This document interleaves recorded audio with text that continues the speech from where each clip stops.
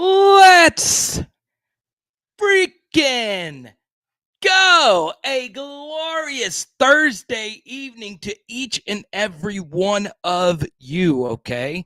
Tomorrow at noon, Friday, Cinco de Mayo, we are dropping our huge Patrick Queen interview. We're going to tell you more about that coming up. He reveals something about the Clemson game that he has never shared before. So if you love 2019 LSU, and if you want to hear what Patrick's life is like right now, you want to tune in. And I also share our family's ties with one another. That will be tomorrow. So we have a lot to get to, though, in terms of current LSU football news. Okay. The first is KEON Coleman. He will be visiting Florida State. And we have already got people in the chat like LA Mom getting the heebie jeebies about this, feeling very not so great about this. And I get it, right? Anytime there is something to do with one of LSU's opponents and it features the potential side of bad news, I could be like LA Mom as well. You can get caught up in it. You can feel nervous about it. You can just think the absolute worst. KEON Coleman is from Opelousas, so KEON Coleman has his friends currently playing at LSU. And if he feels some type of way about LSU looking over him the first time around, which they did coming out of the class of 2021, well, it's a new regime in town. So he is in the transfer portal. He did release a statement today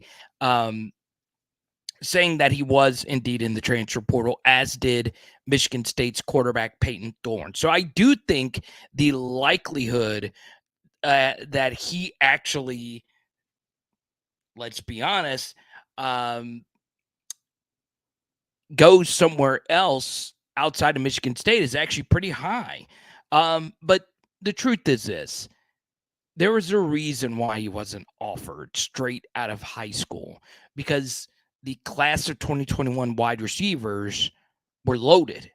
Chris Hilton, Brian Thomas Jr., Jack Besh, and Malik Neighbors were all wide receivers that they took that season. That does not include Deion Smith, who was also a part of that class. Brian Thomas Jr., Deion Smith, and Chris Hilton, all three of them were top 100 prospects. KEON Coleman was a 4-star, but he was rated lower than Jack Besh and Malik Neighbors. And something else to keep in mind as well in regards to KEON Coleman is, well, there were other wide receivers that LSU was after. JoJo Earl, who ended up flipping to Alabama, which allowed Malik Neighbors to come to LSU. That was a blessing in disguise. And then, of course, Deion Smith, who was from Mississippi, basically Louisiana. He was from, I believe, Natchez. So not Natchez, but Jackson, somewhere close to LSU. So it is weird to think that KEON Coleman very well could be coming back to LSU.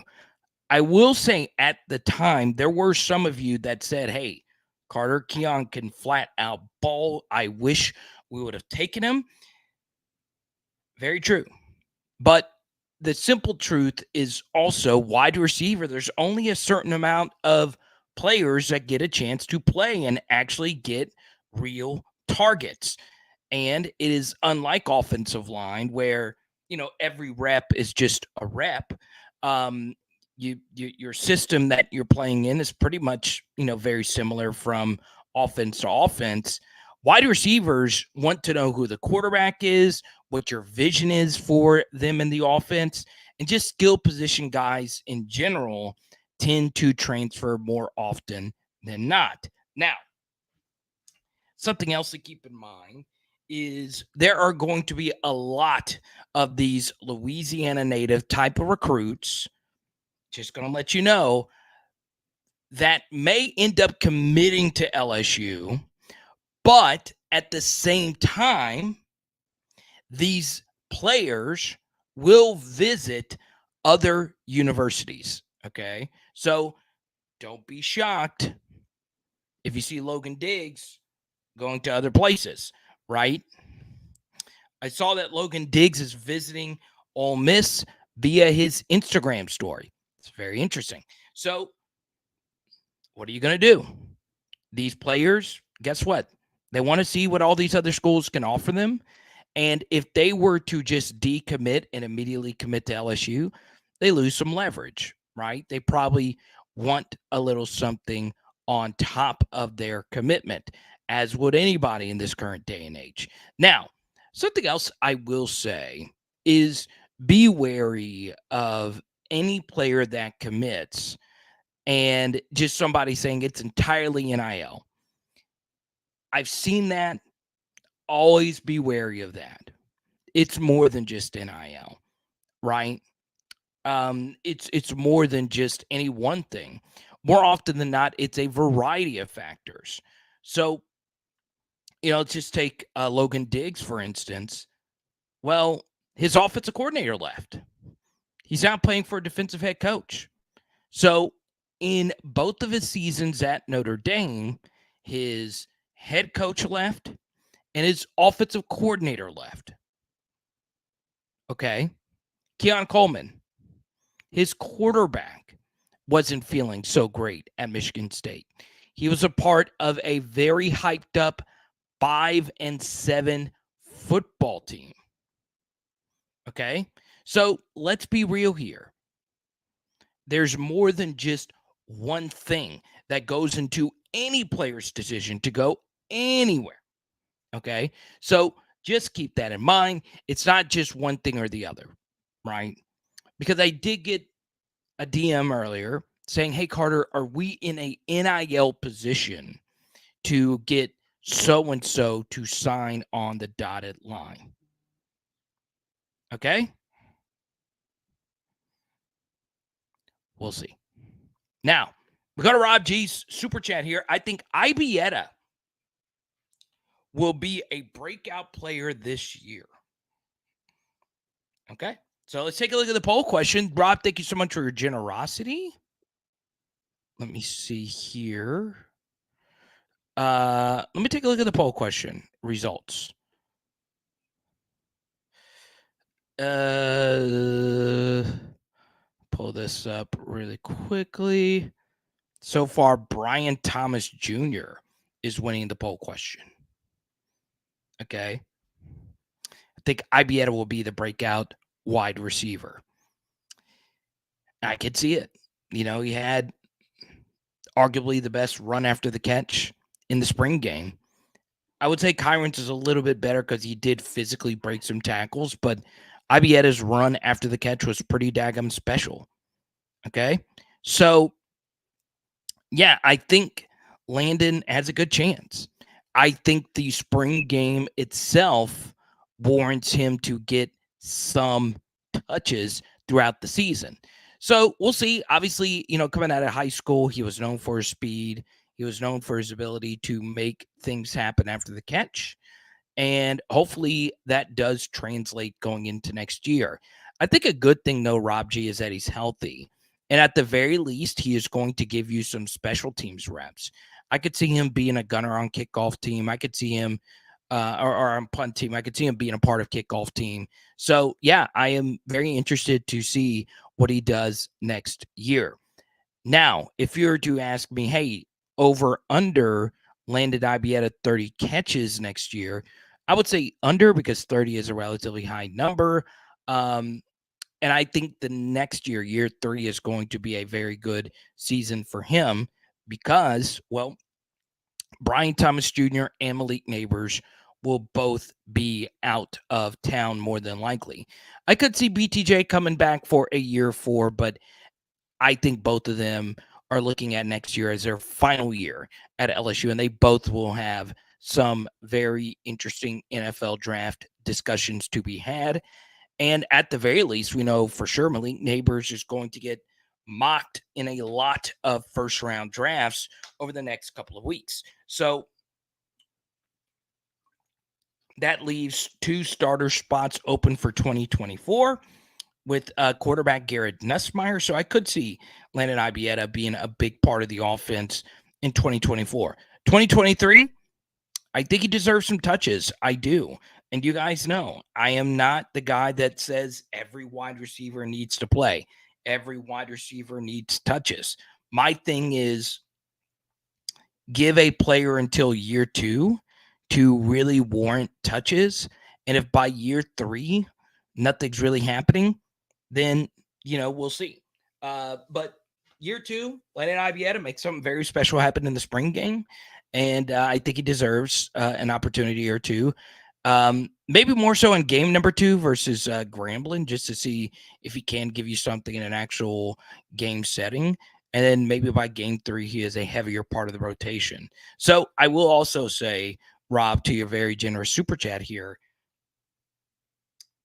one question to always ask yourself: is there a plausible way forward for Landon Ibieta in terms of depth chart? Okay.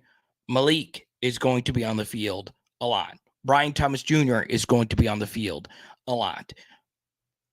That number 3 spot is where a lot is going to happen for him. Okay. So, number 1, Kyron Lacy looks to be the number 3 guy for now. We'll see what happens with KEON Coleman. Obviously, we talked a lot about him here at the beginning. So there you go. And then after that, it's up in the air. Is it Chris Hilton? He's not really a slot guy. Is it a guy that I like a lot, Kyle Parker? Is it Jalen Brown? What about Shelton Sampson? What about Kai Prean, who's coming in the summer? We'll see what happens. Yeah, Lakers and Warriors, just update me at the end of, update me at halftime. I'll worry about that game a little bit later. We always talk about, we always talk at the end of these live streams, NBA. So, just update me at halftime. Okay, normal guy, good to see you. Chicklican, formerly known as Oh Danny Girl. Why was Kyron not on the list? Is there a path for him to be number 2 if he continues to perform? There is, absolutely. Let me see. Who are the 3 options? I put Brian Thomas Jr., Keon Coleman, and Aaron Anderson. What's very interesting, Danny Girl, is when we did a lot of Kyron Lacy content recently, okay, there was quite a bit of people letting me know that Aaron Anderson is going to be him. Someone that knows the nose inside of LSU football reached out to me and said, hey, just wait until Aaron Anderson gets there. I was like, okay. And then they said Aaron Anderson is going to be a stud. Same person. It is amazing how much Aaron Anderson hype that I have received from not only people that live in Baton Rouge and know people in the building, it's just in general. So we'll see what happens there. And up to this point, Keon Coleman and Brian Thomas Jr. have just been better players than Kyron Lacy. So I guess the final slot there, Kyron, for the poll question, is Kyron Lacy a better player than Aaron Anderson right now? I would say yes, I would, because we've just not seen anything from Aaron Anderson. So the final thing that I would have to grade it on would be their high school tape. And I had a pretty good grade on Aaron Anderson's stuff coming out of high school. I think he was my number 2 or 3 receiver behind Xavier Thomas. So yeah, I'm hoping the best for Aaron Anderson. They gave him the number 1 uniform.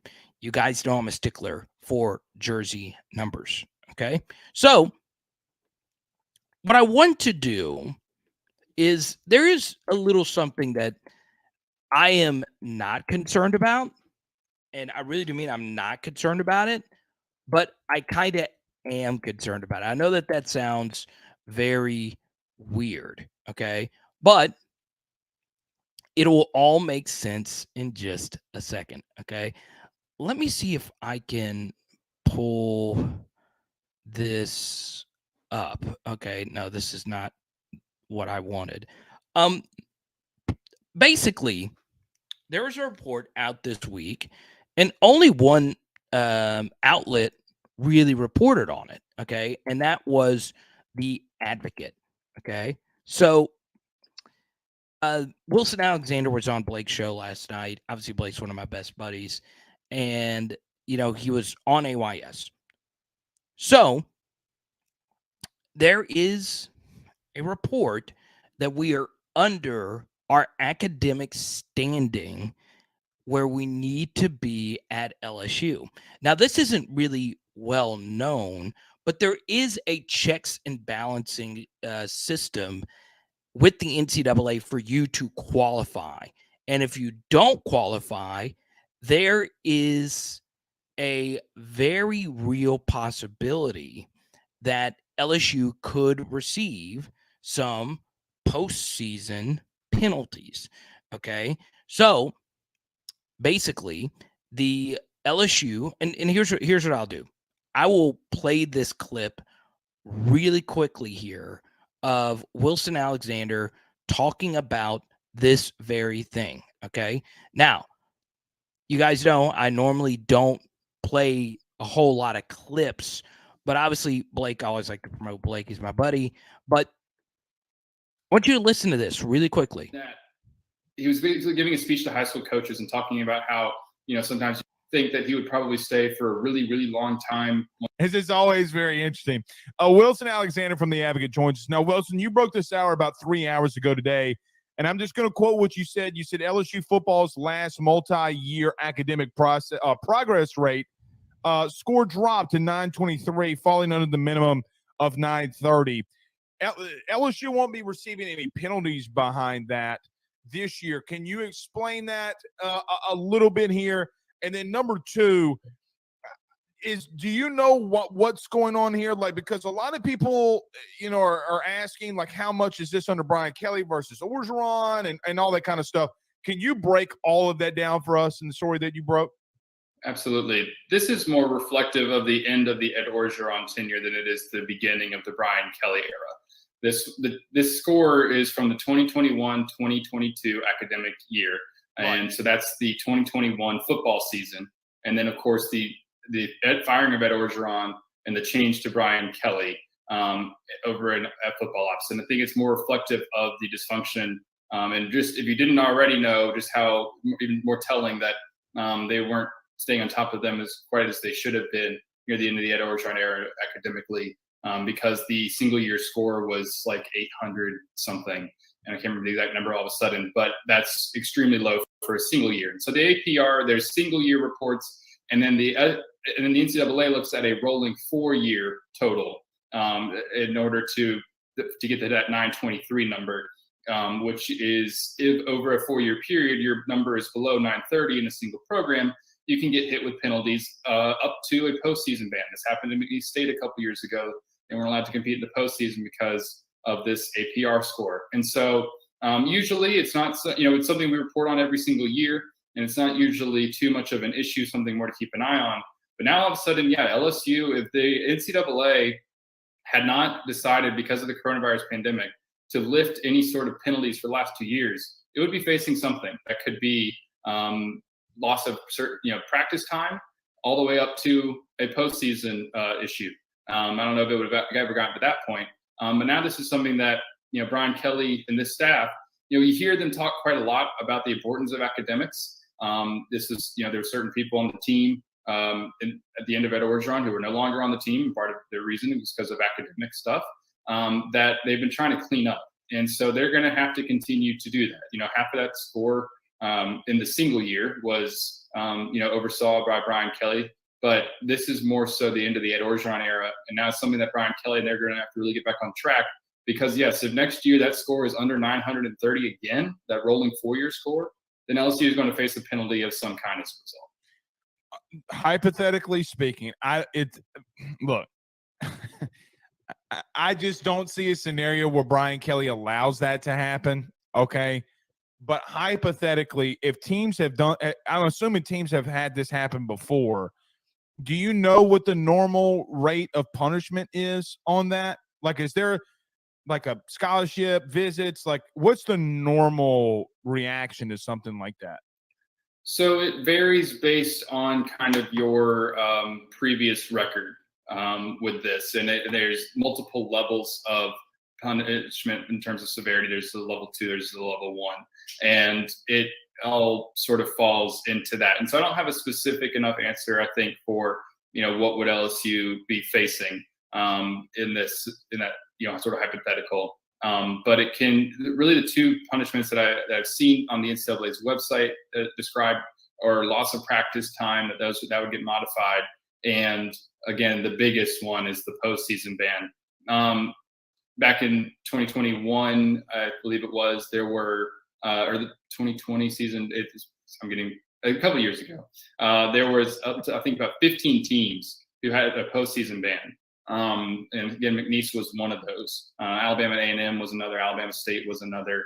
And so there was nobody on the Power 5 level had that happen. But they would basically depend on LSU's sort of track record, and they would judge it off of the severity off of that. Because it's not like a multiple time offender, it would maybe not face something as severe as a postseason ban.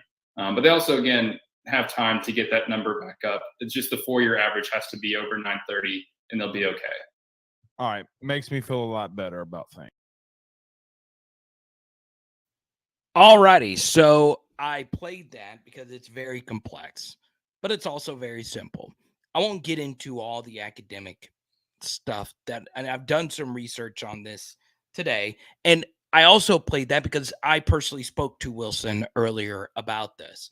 It does get a little weird because there are two different requirements that go towards that score. Okay. It is not a GPA requirement. It is very simple for you to get the score that is needed. Okay. Number one, the player cannot be academically disqualified. Okay. And I think a lot of you know who those players are. And number two, the player has to remain enrolled at LSU for your point to not score. So each player can score a maximum of 2 points. Okay. All you got to do is stay qualified. All you got to do is stay at LSU. So my question was, how does it work with the transfer portal? Well, it's very simple. If you transfer to another 4-year institution, it does not count against your academic qualification score. Okay. So let's say Marcus Dumerville or Jack Besh. They went from one P5 school to another P5 school. Okay. And they weren't disqualified. So LSU didn't have to pay any penalty. It wasn't against their point scoring. But there are quite a few players that was that hurt LSU in this instance. Let's take someone. Thank you so much, Rob G. I really appreciate this. Carter, I just got to say, it wasn't too long ago the PHA family was after 100 subscribers. Look where I've gone since then, growing and growing. Absolutely. And I'm just going to go on and say it. I was going to reveal this in the Patrick Queen video tomorrow at noon. Once again, our big interview with Patrick Queen will air tomorrow at noon. He reveals something pretty crazy about the Clemson game tomorrow. We are going to give out a bunch of Joe Burrow stuff when we hit 9,000 subscribers. We are like 15 away. So we might actually get there before the Patrick Queen interview airs tomorrow. But we're going to give away some Burrows because it's 9, baby. It's 9. It's 9K. Let's go. But to finish up on this, now you see why this academic stuff really got off the rails with Coach O. And there was a lot that I didn't share about this. Number one, I myself had academic issues at LSU. I flunked Spanish. That was the one class I flunked multiple times. I think I flunked another one. I had my academic issues at LSU, but I never flunked out per se. So academics is tough for different people, especially when you get to college. And then number two, it's a very private manner, right? But the truth is, as Wilson reported, and once again, I spoke to Wilson earlier today. He knows way more about this than I do. That's why I just played his clip. There was a lot of academic disqualifications that don't make a whole lot of sense to someone like me, but it's very complex. It was a lot from the Orgeron tenure to where we are now. So, once again, I talked about this recently in a YouTube video, a live stream. There was just so much disastrously wrong things that happened at the end of the O tenure that it just everything. And it took a while for Brian Kelly to rebuild that. That's why, last year during this offseason dead period, there's a lot of people complaining about Brian Kelly not doing a press conference or something like that. And you guys know, the more press conferences, the better for you. Okay. You like your coaches to be out in the open, right? You like hearing, you like access. But once again, there was just so much that Brian Kelly had to get in order. Alignment, right? He really meant it. There was a lot that was just way off the rails, and people are getting fired, and so many people had their hands in so many different tents, and academics fell off because of it. Okay. So the reason I bring this up is because Wilson did say you will only receive a postseason ban if you're a multiple time offender. Okay. You will only receive a postseason ban if you're a multiple time offender. Okay. But this is my major concern. I could see the NCAA wanting to make an example out of a big school, because you heard some of the schools that he named. Those weren't big schools. Okay. And something else, we would have been in trouble had it not been lifted for the Rona. A very key detail. Wilson Alexander said we are not in trouble because the academic restrictions were softened because of the Rona year. Okay. So we would be slapped with something. Okay. Plus, we are last in the SEC. I think in his report, he said we were last in academics in the SEC in football. And football is the worst on LSU's campus. Now, we have a lot of kids on that team that do everything right. And once again, they're not asking you to make straight A's. The NCAA is not looking for that. They just want you to qualify. They want you to also to be at the university. And there are some kids, for example, let's say an Eric Taylor, for instance. He didn't flunk, but he transferred from LSU. And when he transferred, he did not go to another four-year institution. So that was a point against us, and that hurt. Okay. So just to give you an idea, sometimes it's out of LSU's control. It's not our fault that he went somewhere else and no other Power 5 school wanted to get him. Okay. So we need to get that score up. We were like in the 920s. We need to be ahead of the 930s. And I think we will get that up. Now, I think that is part of the reason why LSU is going to look long and hard at the players that can't get their grades up, because we are in danger. And this is technically, if we're not qualified for next year, we would be multiple time offenders in theory. Now, I don't want to lose any practices. I don't want to lose any recruiting visits, but I sure enough don't want the college football playoff to be absolutely eradicated because of this. Now, would the NCAA ever be bold enough to do something like that? No. But I wouldn't put it past them. I just wouldn't. Right? And what is the one thing that is constantly, and I mean constantly, beat over your head by professors, by randomly some hedge fund manager in New York had a viral tweet about this. What is the one thing that you hear constantly from people? That the LSU libraries are falling apart and the football facilities are state of the art. Okay. We don't want to give all those people out there that constantly bash that over your head on social media any more legs to stand on. Okay. So I'm not here to say, hey, in the words of Jared A right here, we are here to play school.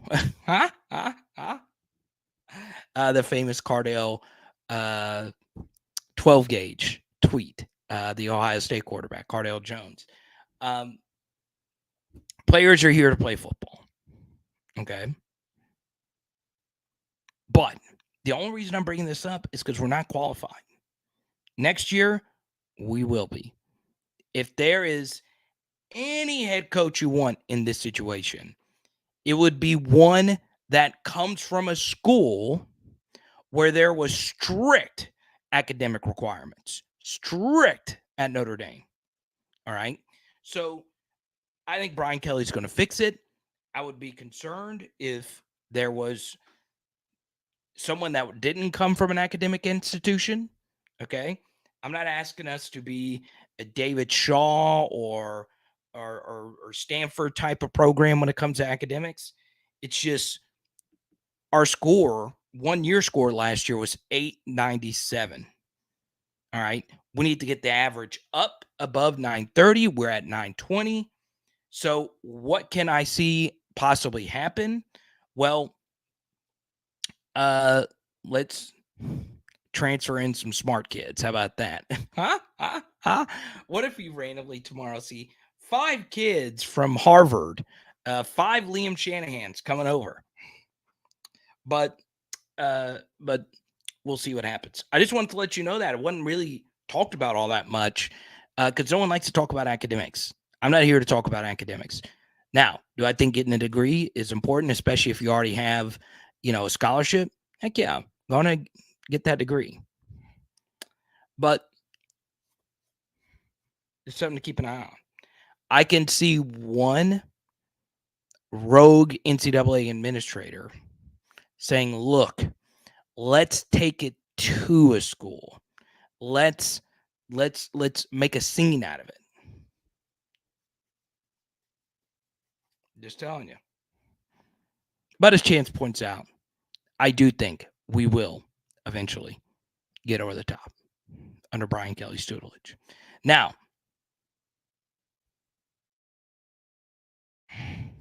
are you flunked Spanish? I'm a little disappointed. Yeah, Rico. You want to know why I flunked Spanish? Long story short, I promise this will take less than 30 seconds. Pause. I flunked Spanish because I took a Spanish 1 course at a college while I was in high school. Okay. But for some reason, they offered a Spanish 2 right after that. I didn't take Spanish 2. So when I got to LSU, because I took that Spanish 1 course, they gave me the credit for that 1 course, which was great. But then it was still required with my journalism degree to take 2 courses of Spanish. So I still had to take Spanish 2 6 years after I took Spanish 1. And of course, I didn't remember anything. So I took Spanish 2. I had no clue. I went F, and then a D. A D was passing. Okay.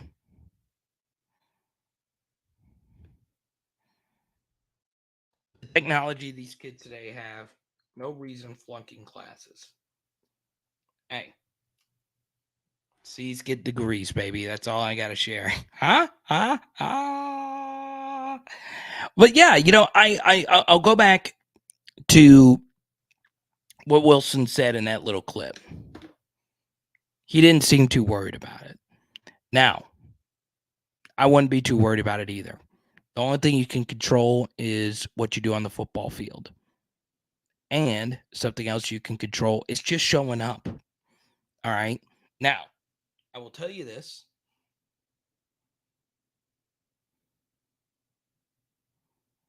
And I really do mean this. Yes, all college is difficult. It takes effort. It is not for everyone. But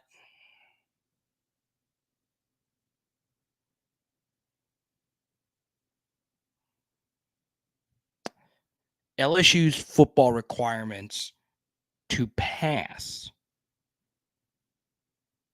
is not high. This is not Vanderbilt. Okay? It doesn't take much. It doesn't. Also, some of this, and I know it was easy to blame the Orgeron era. Some of this also is personal responsibility. Okay?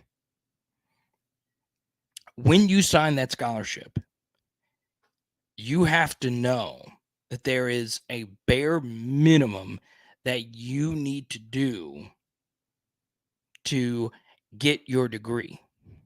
Okay? Show up. That's all I got to do. Got to do some work. It is still a student athlete. Whether you think the NCAA is a farce, which it is, they're not asking you to E equals MC square this thing. They're not even asking you what is the powerhouse of the cell. And we all know that's the mitochondria. They're not even asking you that. They're just asking you to pass and be eligible. That's it. That's it. So now, Rico, you understand. So in theory, I should have taken Spanish 1 again. But then they'd be like, hey, you took Spanish 1. You don't have to take it at all. I was like, Spanish 2. Piece of cake. Bailar our way to an A. See what I did there? Bailar.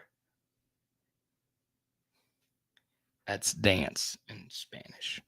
But still, I failed. I won the best student. Okay. So E equals MC Hammer. When you beat Alabama, you get 10 extra points in every test score. Right on.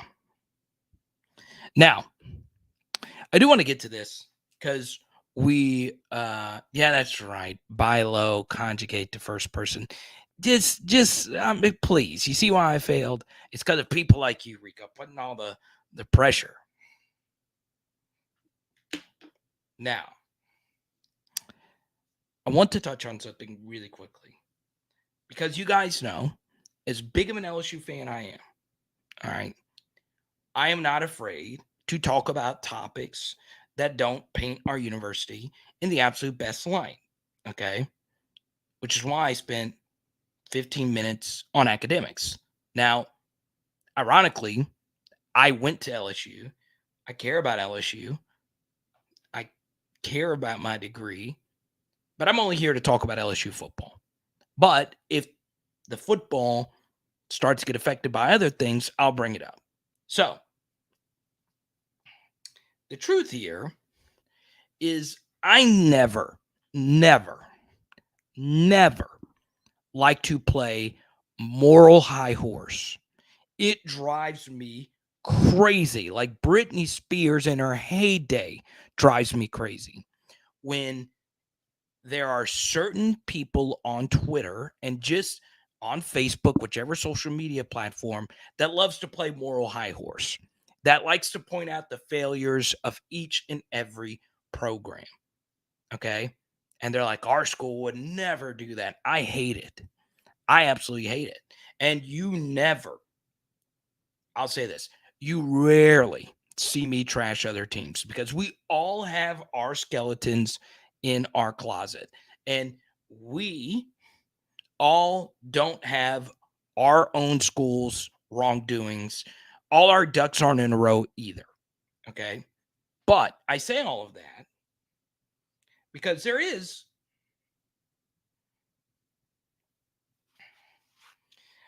a program that is currently on fire right now. And I bring this up not necessarily to put them down, but just to point out the obvious. This has been a brutal year for Alabama. Abso-freaking-lutely brutal, which is crazy to think about. They just had the number 1 and number 3 overall picks in the NFL draft. And let's be honest, D'Amico Ryans wanted Will Anderson. So they really had the number 1 and number 2 players in the NFL draft. And they won the Sugar Bowl. Basketball had one of the most dominant teams we've ever seen in the SEC.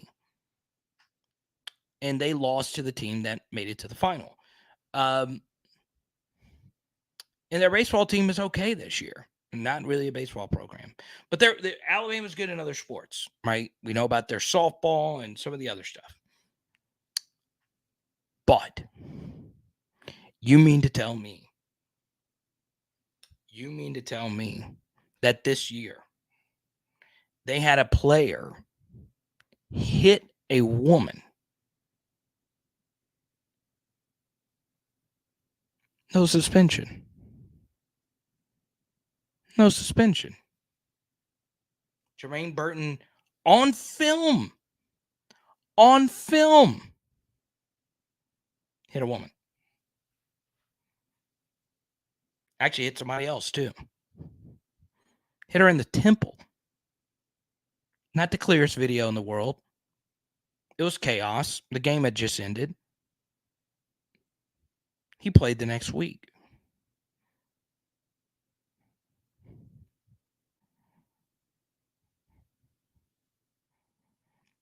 Basketball. They did the right thing, kicking off one of the players who was involved. And I will say that I don't think Brandon Miller should have been kicked off for, I won't get into, a whole different, rant about the timeline here. But he did bring the weapon to the scene.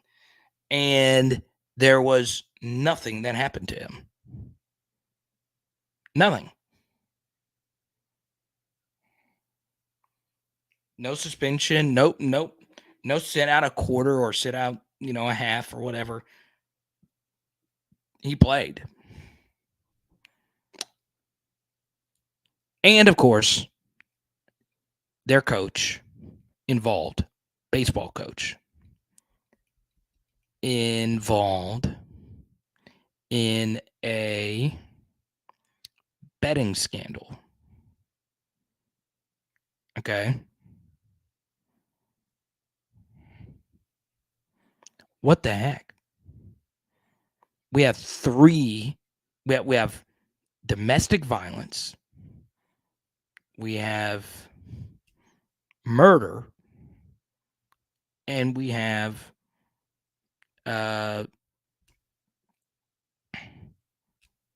insider trading. Is that the way he was on the, allegedly via David Purdham, calls someone at a sports book and says, hey, so-and-so is not pitching today. Bet against us. Apparently that's what happened. They fired him today. When does the athletic director get held accountable for any of this? Burn, their athletic director. I don't know. Once again, we don't have all our ducks in a row at LSU. And we don't have the cleanest history. No SEC program does. None. Zero, zip, zilch, nada. But I'll say this.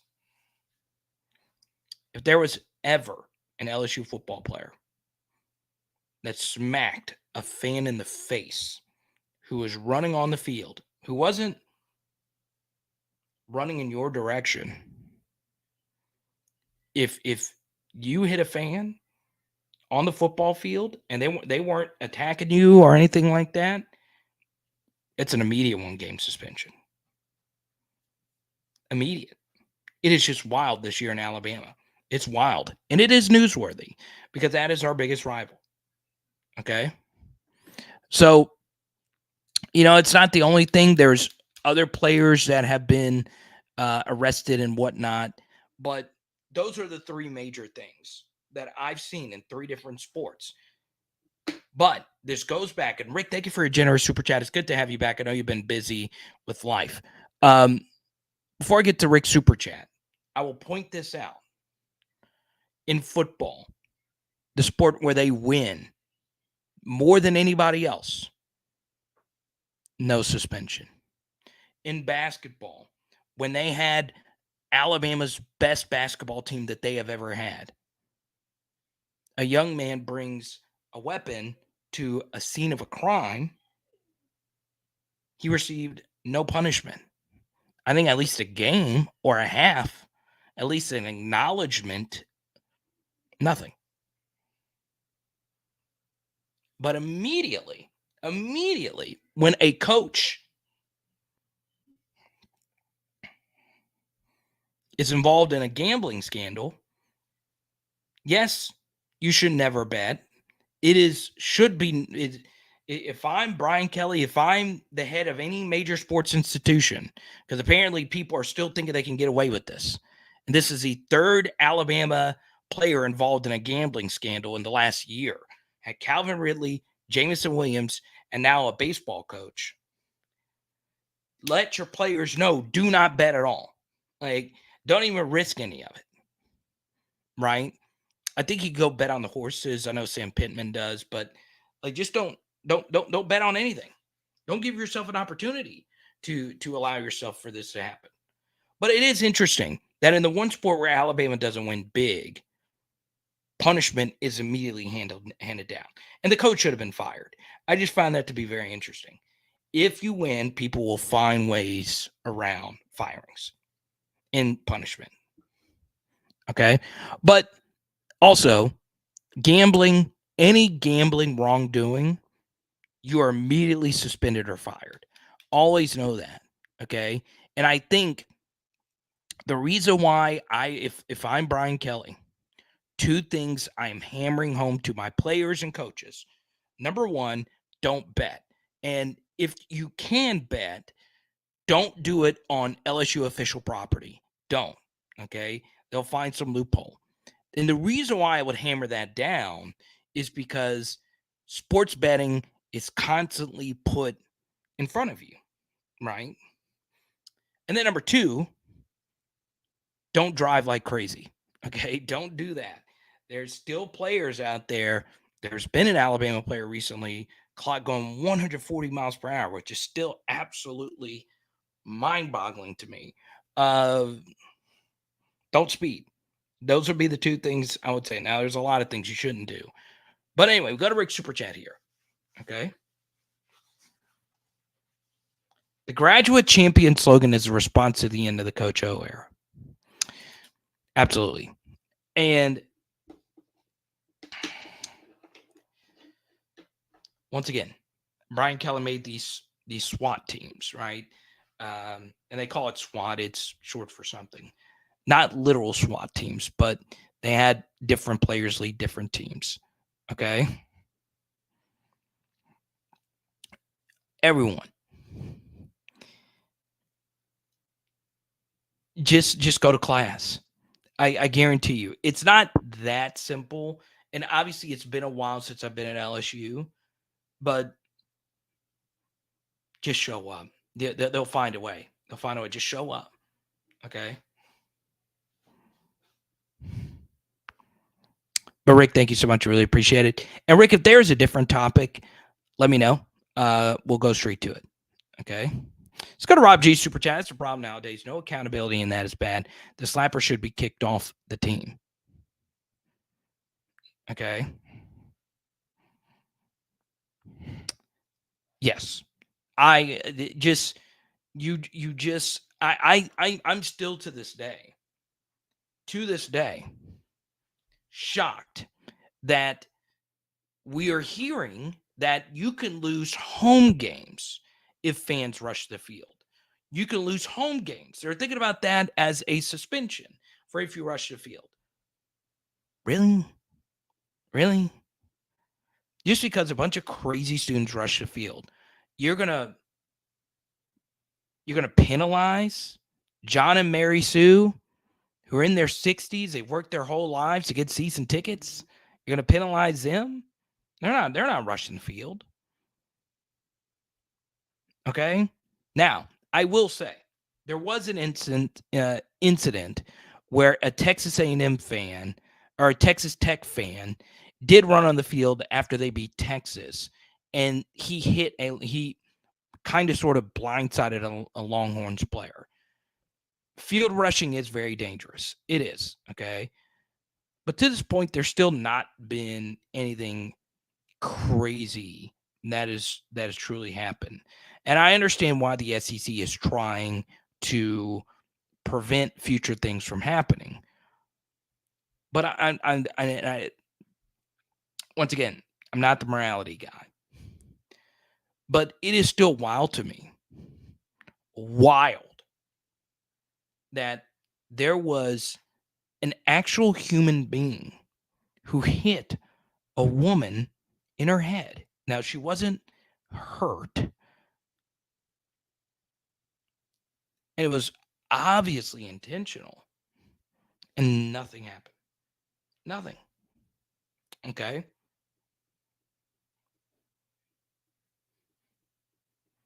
So you can't say, hey, we don't need fans rushing the field when you're letting it known that players can just hit them. Really?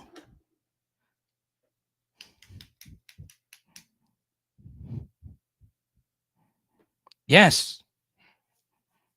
Yes.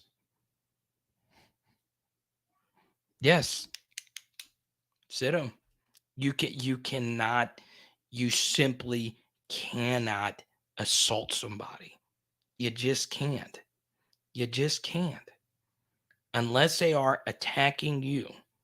This human being ran on the field like hundreds of other fans and got hit. Just for us to hear that the coach of that school said so-and-so was scared. Really? Really? And you guys know I'm not an anti-Saban guy. Nick won us a natty. Nick was a good coach. He was a good coach to a lot of players that still rep LSU to this day. Nick failed there. Okay? You can't hit people. Yeah, and you are right. People will defend their own player. I would like to see an Alabama fan defend that. And I would like to think that each and every one of you, it could be your favorite player. It could be your favorite player of all time. You should be suspended when you hit somebody. Okay? Especially if it is on the playing apparatus. Okay? And on video. Thank you so much, Roger. I appreciate it. No fiddle. Does she want to come on? No, we're going to bed. Lay you bed. There you bad.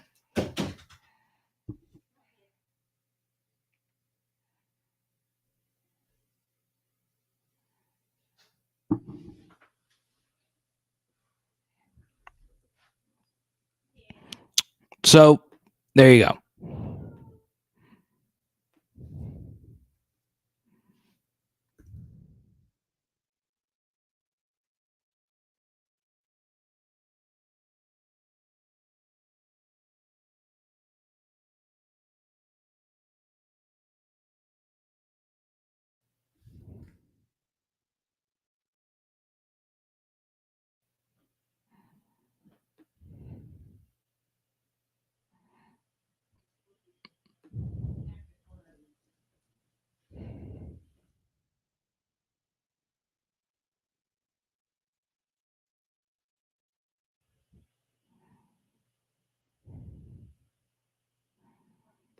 Which LSU QB hit someone in a bar?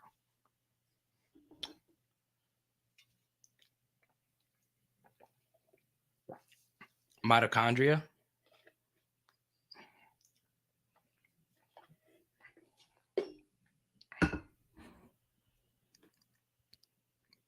Rob throwing another super chat in there. I really appreciate it.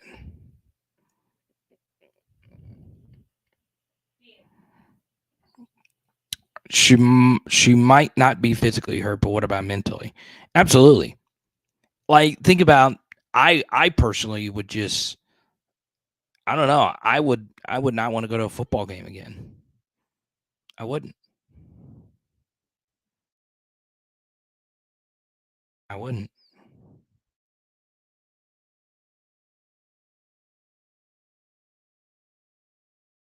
But I do want to move on to a different topic. I just wanted to bring that up because Alabama's in a lot of it's a mess. There's a whole lot of just stuff going on there. And look, I'll be honest with you. Alabama brings out the best in us, football-wise. It's just been interesting. It has just been interesting. I would not be shocked if they make a change in athletic director.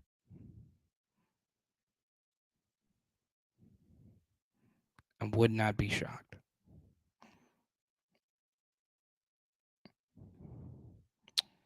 We'll also say this. I did see this after a I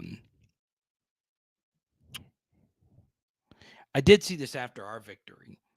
There was somebody at Alabama who berated a stadium security person because of they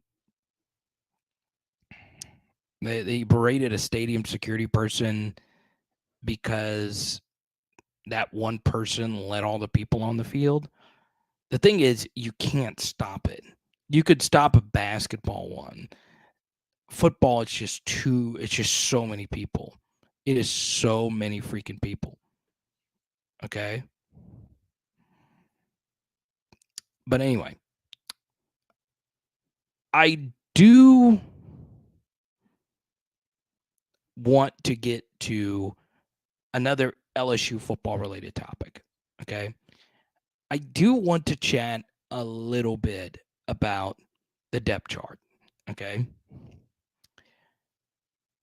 I understand that I've gotten quite a few messages from you guys about getting a offensive lineman in the transfer portal.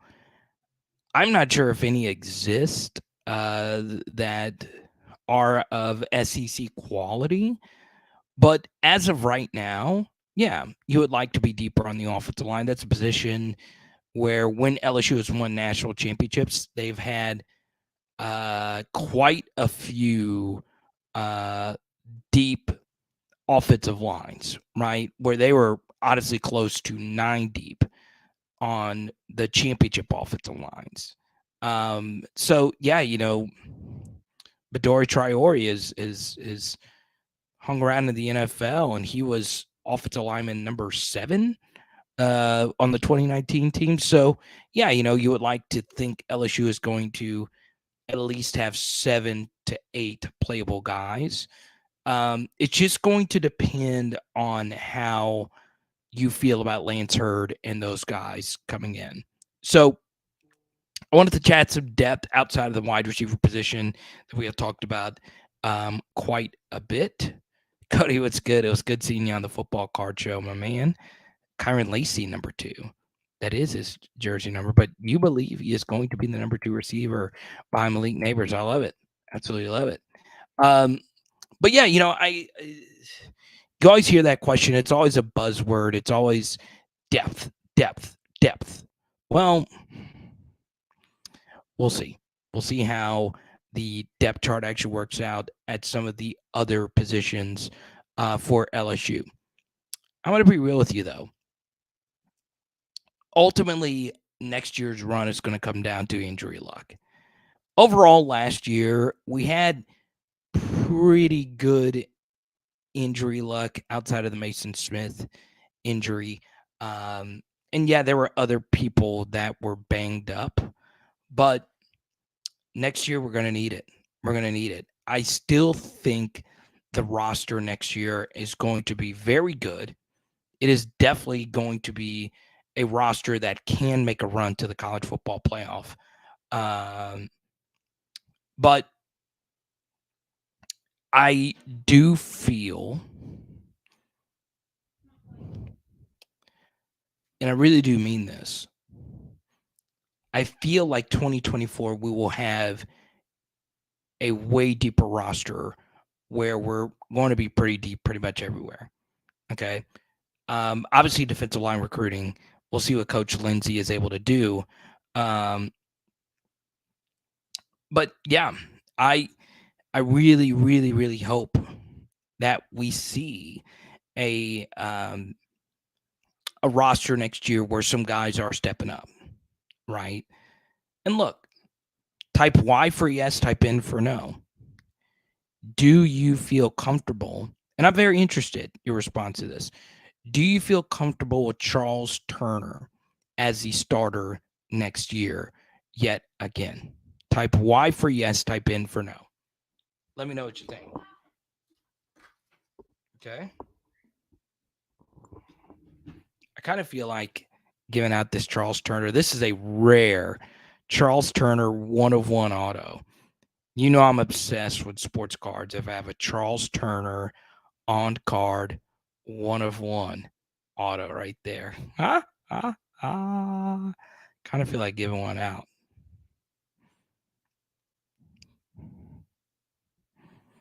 If there was someone I'm cheering for, it's him. This guy is stuck through it. Type Y for yes, type N for no. Charles just seems like an interesting guy. Look at this smile. Whenever they do like the behind the scenes videos, you always you always see him smiling. Okay. So now let's mix it up here. Type C for Charles Turner, type M for Marlon Martinez. Who would you rather be your LSU starting center next year? Type C for Charles Turner, type M for Marlon Martinez. Okay. I kind of feel like giving a Cardell Thomas card out. I got a lot of his rare stuff too.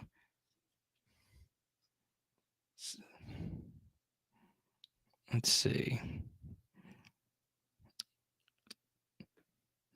All right. If we get $50 more in super chats, we'll give some cards out. How about that? If there's a Charles Turner super fan, if we get $50 more in super chat, I'll send it to you. And if you don't want this, I can get you another auto.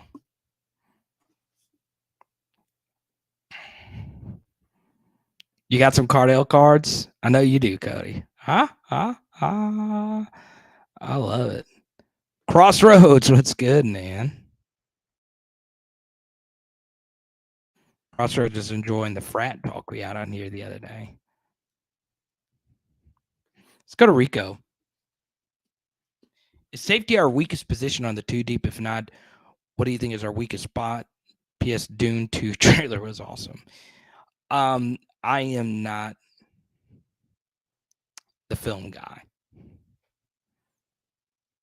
I am not Shishkel, nor am I Ebert. You can call me freshtomatoes.com. I am not the movie reviewer. If Dune's a movie, correct? Or is it a video game? I don't know. I'll take anything rare. How about that? Cody's a collector, so we're close. Is safety our weakest position on the 2 deep? Yeah, I would say so at this point. If you say 2 deep, right? Like Greg Brooks, Major Burns, I think you feel good about that duo. That would not be the absolute best duo, but you feel good about that duo. Okay.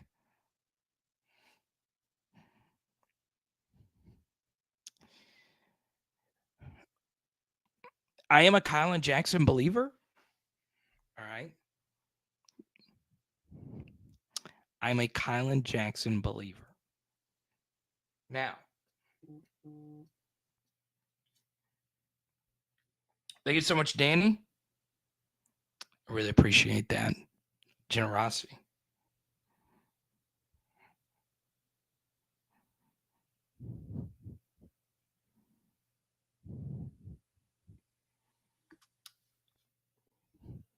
A Dune fan. Let's go to Danny's super chat.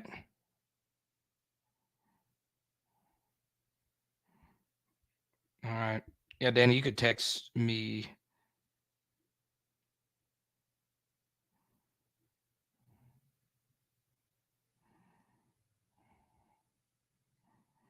Ooh, Danny, that is kind of spicy. That's kind of spicy. Yeah,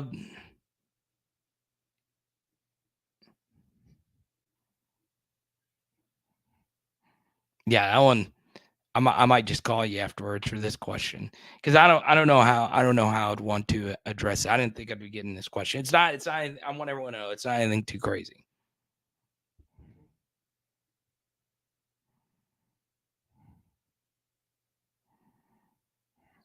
Okay.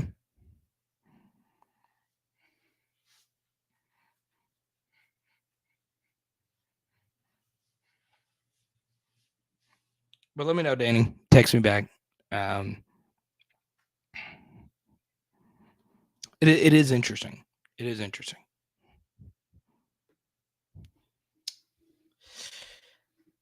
Let's see. What do you think is our weakest spot?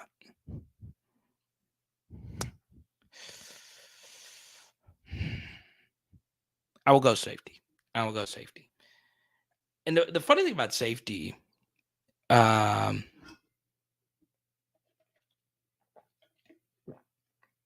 think there are positions where it's better to be spectacular. Like there are some positions where you can get away with just being solid, and safety is one of those positions. You are looking for solid there. Now, of course, if you can get Jamal Adams, get Jamal Adams, but you just want to make sure you are solid. Okay. There are other positions though where having somebody special is a difference maker, and like wide receiver, because wide receiver is a lot of, especially if you're playing a team that plays man, it's hey, you've got to get open, right? Obviously, special at quarterback really moves the needle more than anything else. Special at left tackle is absolutely huge, right? But yeah, I think at safety, you just want to find some people that are reliable, and there's not many of them. Jared, thank you for the super chat. But yeah, I do think. So Danny asked basically, are we a little too hard on John Emery, and do we not bring up other people that do not the absolute best things? And you're right. I think part of the John Emery thing, Danny, is he was a 5-star recruit, and because 5-star recruit has this aura around it, because 5-star recruits get drafted at a way higher clip than 4-star recruits, and there's only 32-ish 5-star recruits every year, everything you do is under a microscope. Now, I would prefer to be a 5-star recruit than not, because there are instances where NFL teams will draft you just on the sake of your potential. Okay. So 5-star recruits, It's big. It's absolutely big. Now, something else I'll bring up about 5-star recruits. Okay.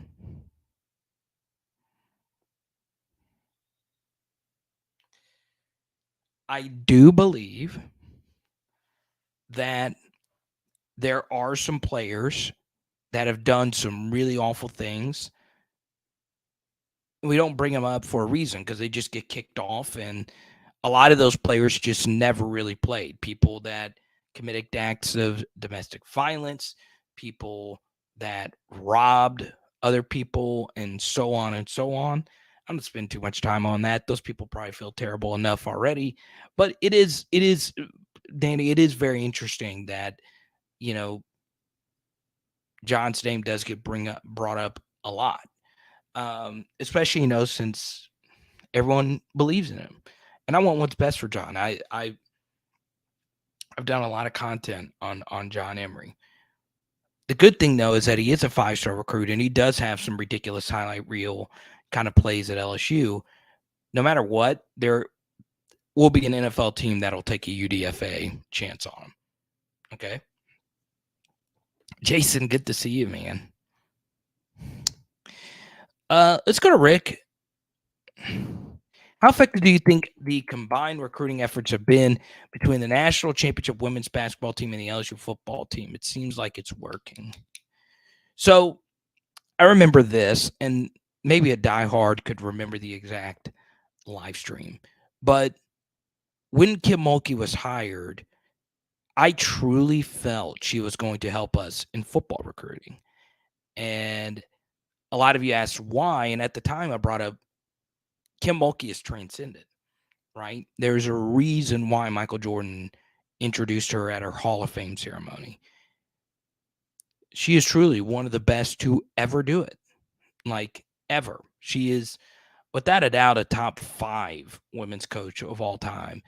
And she might move up. She might move up to that number 1 spot. When someone transcendent is at your school, it bleeds over. It does, right? Like, it just does. And now you have these recruits who want to meet Kim Mulkey. They want to meet Angel Reese. And, not everyone likes Angel Reese. Not everyone likes Kim Mulkey. There's a lot of people that do, right? Angel Reese was at the football spring game. You notice all the football recruits didn't just take photos with Joe Burrow. They didn't just take photos with Jamar Chase. They wanted photos with Angel Reese as well. It is amazing on recruiting visits that there are parents that want to meet the women's basketball coach. It matters. Absolutely matters. Okay?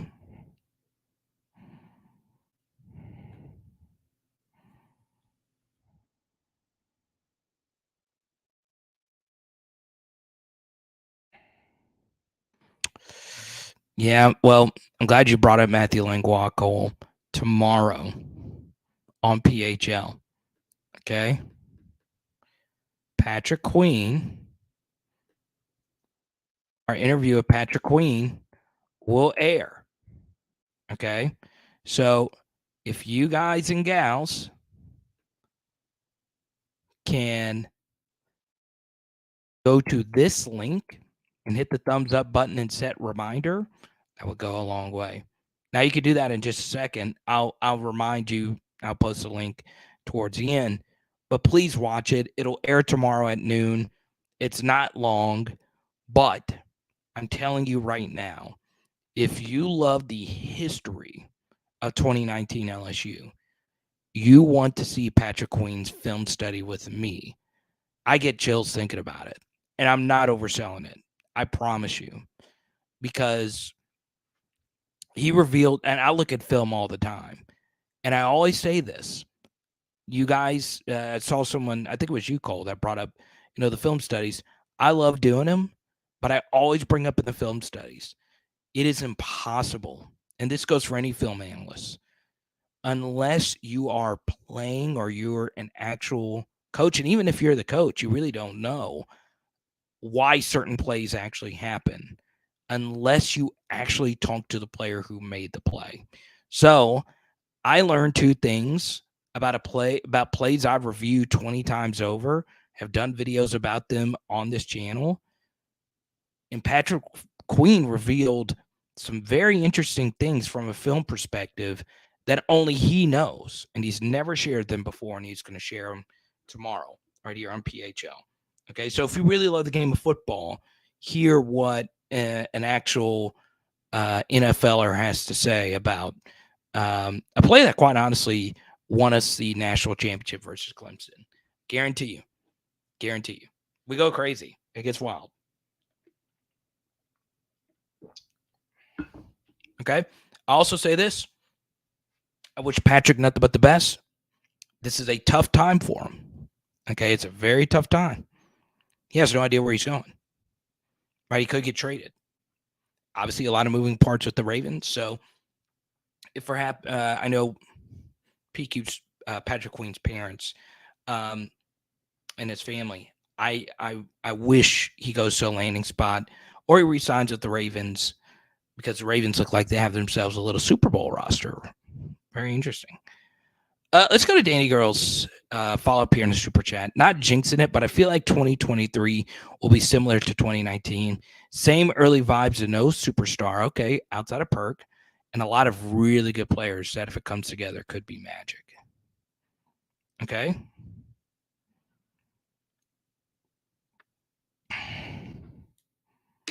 Now, I agree. And look, I bring this up with Danny Girl. All right. And I'm really glad she brought this up. One very underrated aspect of 2019 LSU is there were so many players on that team who weren't on anybody's radar. Okay. Now, because Joe Burrow was a quarterback, everyone knew who Joe Burrow was. But he had not really established any sort of legacy, any sort of draft capital, or any of that. Okay. So yeah, I gotta give it to Danny bringing this up.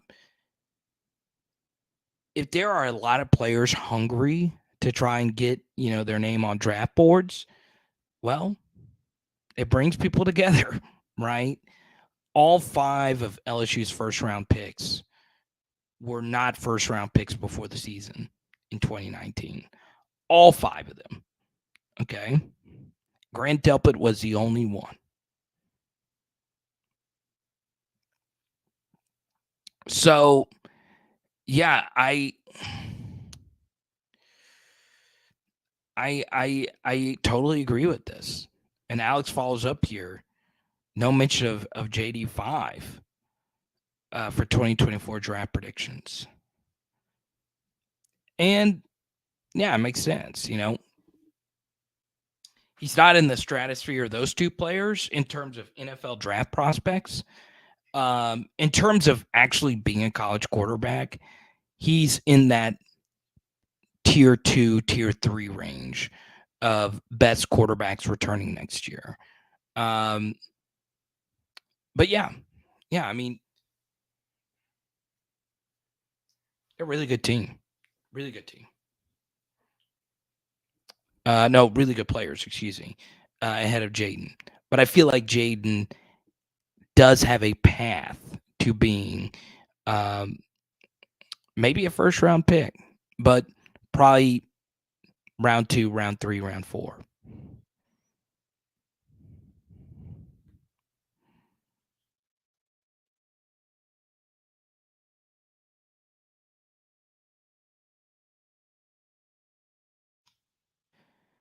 Yeah, they were mentioned in some categories, but there was so much hype around that Alabama team, and rightfully so. I mean, that was, one of Nick Saban's most talented teams.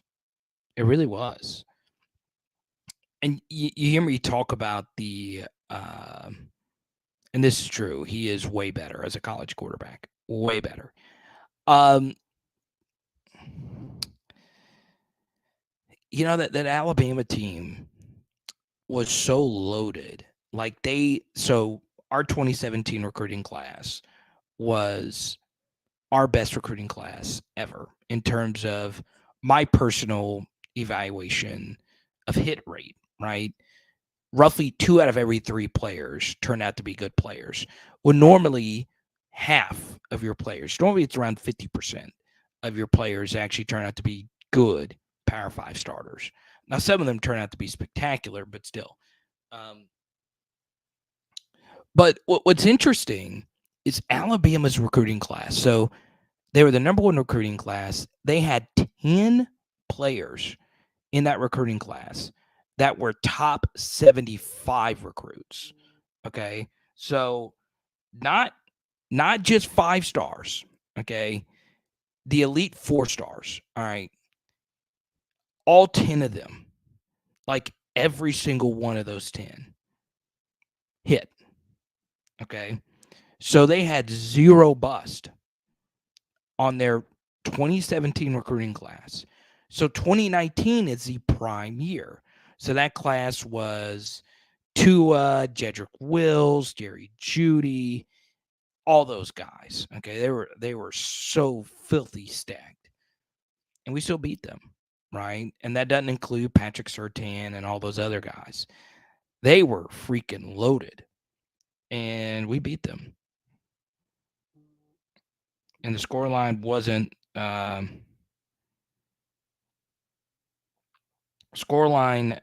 wasn't indicative of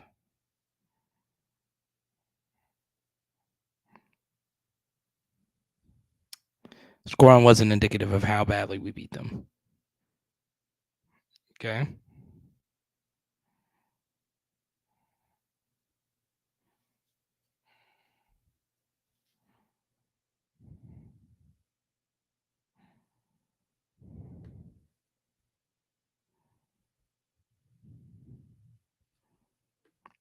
Darian, I appreciate that so much. It means a lot coming from you, man.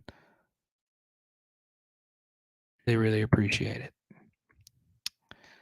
All right, let's see.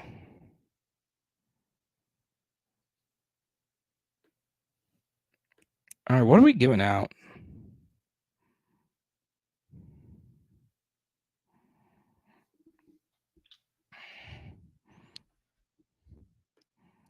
So I think he just meant in terms of college QBs. Let's see, what are we giving out tonight? Let's see, I want to give out something rare. Who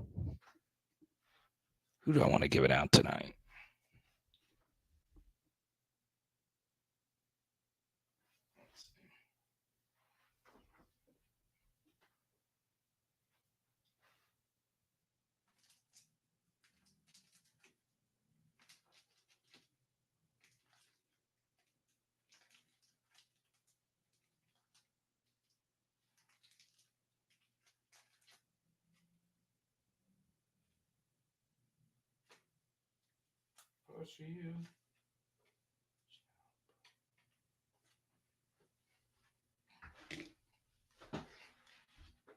I kind of want to give out this Cardell Thomas gold vinyl.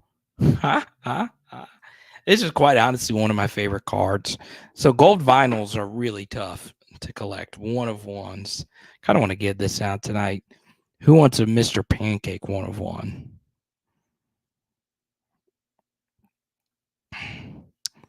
I knew Pierce was. I had a feeling Pierce was going to bring this up.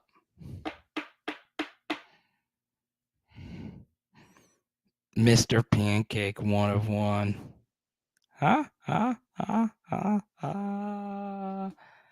Cody, are you still in here? I know Cody's he's a big card collector. He's a member, or he's a fan of our football card. Now, as far as the dusting crawfish debate, okay? Apparently,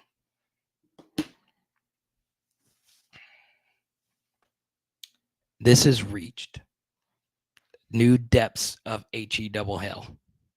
And I'm actually kind of happy that the Alabama story broke today because Blake tagged me in one of the dusting crawfish things. And I've always joked about dusting crawfish. I really personally don't care. Okay. I know you guys are going to flame me. I enjoy them anyway. Okay. I just do. I don't mind. I don't want to be served crawfish and then you just douse it in Tony's. But I can understand a dusting afterwards when you put the dust in there and you just let them sit for 30 minutes and then the dust is gone. You shuffle them up.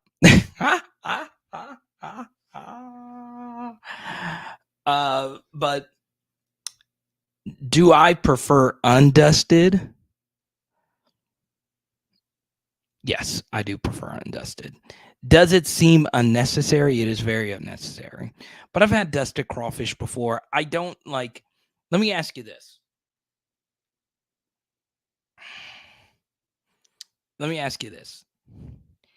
If somebody was throwing a crawfish ball and you were hungrier than you've ever been hungry, and Pierce, if I lose all my viewers, I'm blaming you.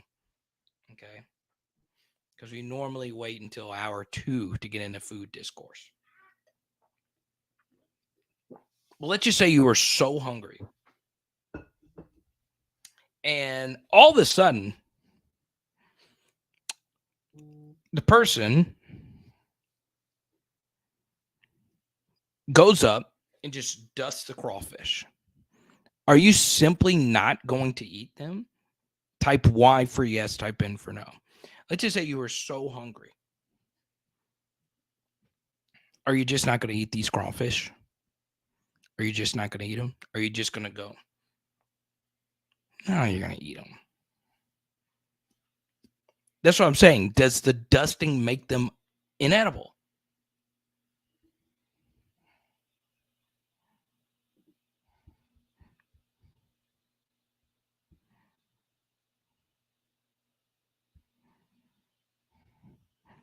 Lakers getting blown out. That was the most predictable thing of all time.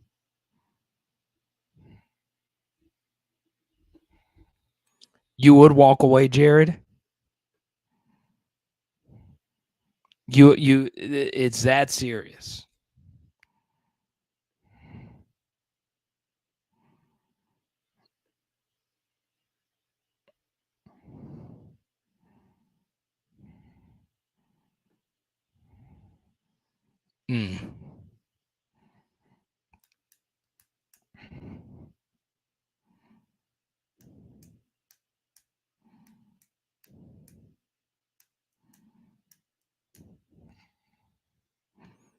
God bless America.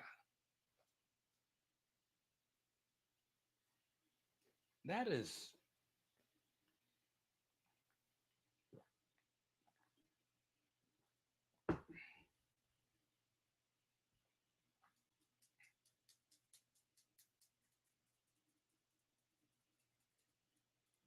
That's insane. The more I think about it, the more insane I think that is. If I'm starving, I'm just gonna eat. I'm just gonna eat. It was funny. It was like a Patrick Queen actually shared this meme on Twitter. Let's say someone got done with the boil and they accidentally knocked the pot over and all the. Let me ask you this. Okay, let me ask you this. Would you prefer the crawfish to be dusted, or would you prefer the crawfish to be cooked properly, boiled properly, and then they all fall on the ground, pick back up, would you rather eat that crawfish or crawfish that had been dusted? Okay. Tell him, AP.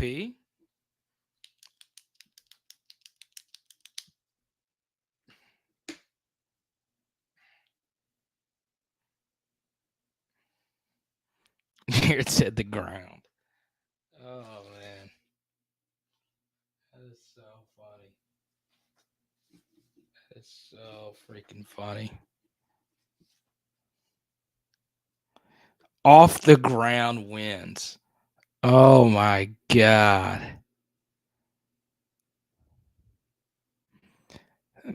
Thank you, Dan. It evaporates. You wouldn't even know. Like if you dust them and then it just sits, or you shake them around for like 30 or so minutes, it's gone.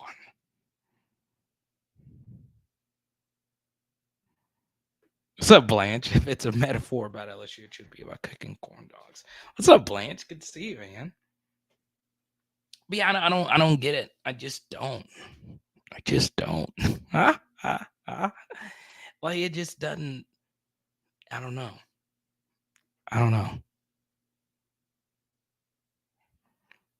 But yeah.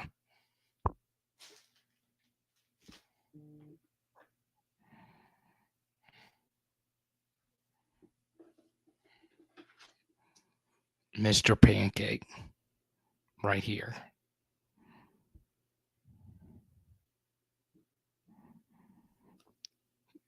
Who wants a Mr. Pancake?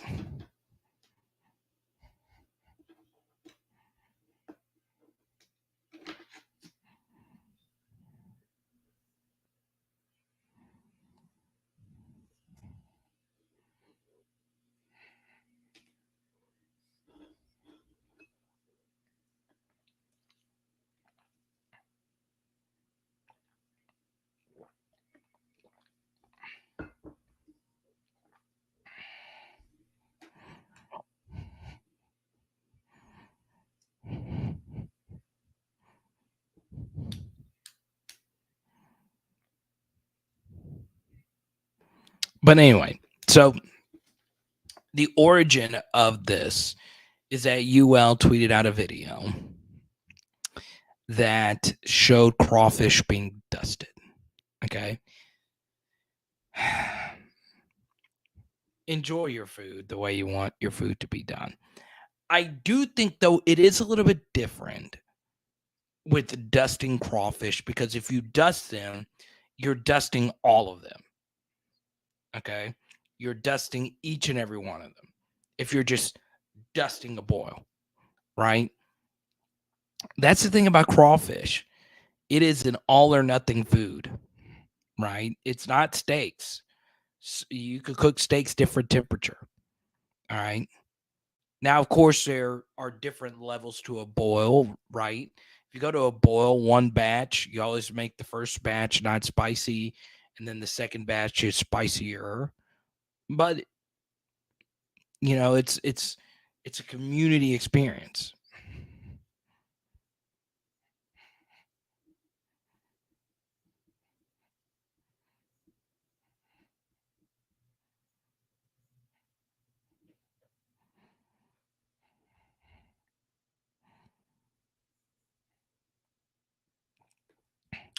Jason, who still got the best PHL photo, got the hat and shirt. My first experience with dusting was freshman year in Ruston. The folks from North Louisiana are just different. My thing is like I read this and then I see someone like Jacob, who's a North Louisiana diehard living in Houghton, and Jacob doesn't like everybody from South Louisiana putting everyone in North Louisiana in one big old basket. Okay.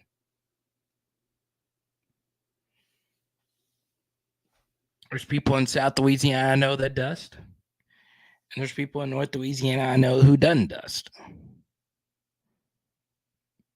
So it is what it is.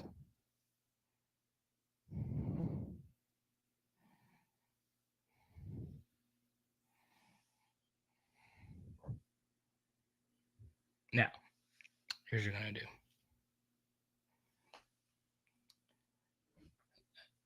Let's see. Oh, yeah. In just a second, I have one stat I want to share with you, live streamers. Okay. But really quickly,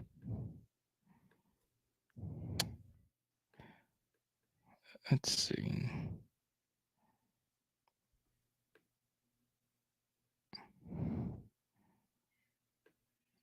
When does everyone think where does everyone think they get live crawfish? Cajun country, rice farmers set crawfish or rice fields. If UL is in the heart of that area, what's dusting maybe everyone else is wrong?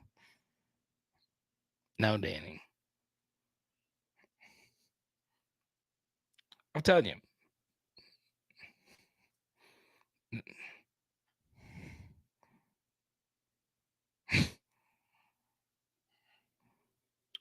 Yeah, I don't know. I've had dusted crawfish before. Never fine.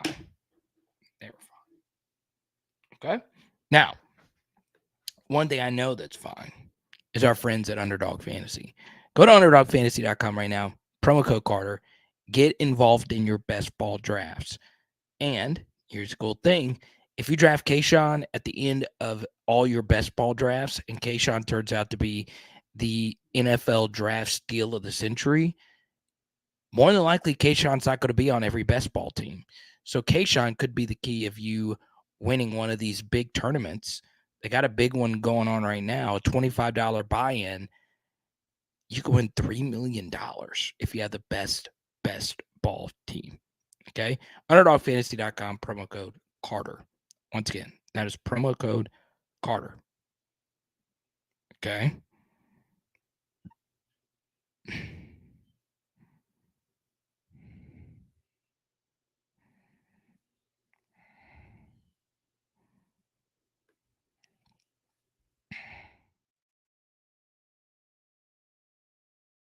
Yeah, Jason, it is different. North Louisiana is different than South Louisiana. I do agree with that.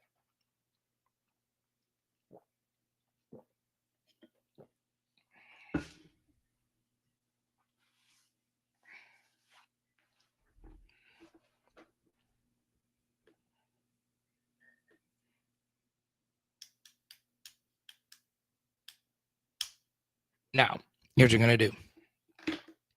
In the next 10 minutes, I'll answer as many questions as we possibly can.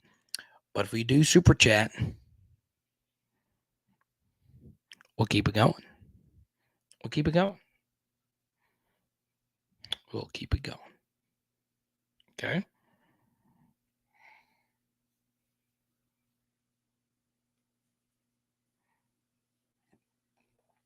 Send me a photo, Edward, or I'll look at it.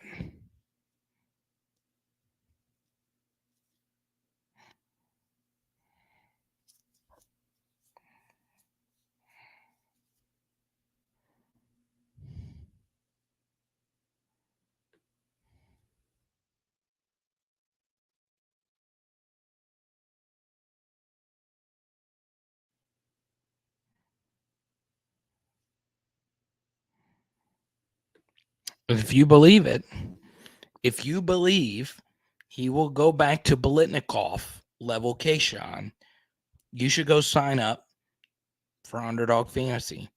Type in the promo code Carter. Okay. That's the key. You got to put the promo code Carter.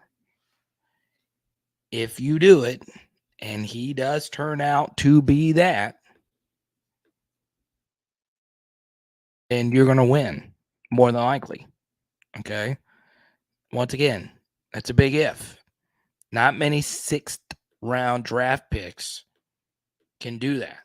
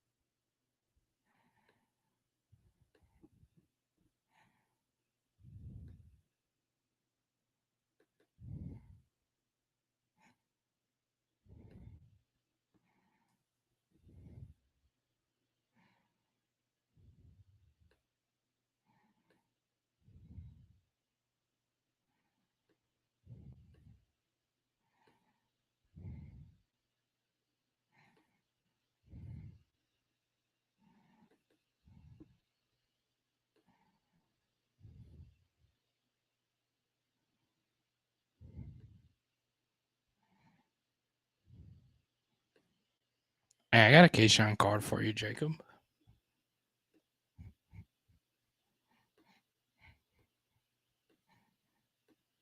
Don't forget,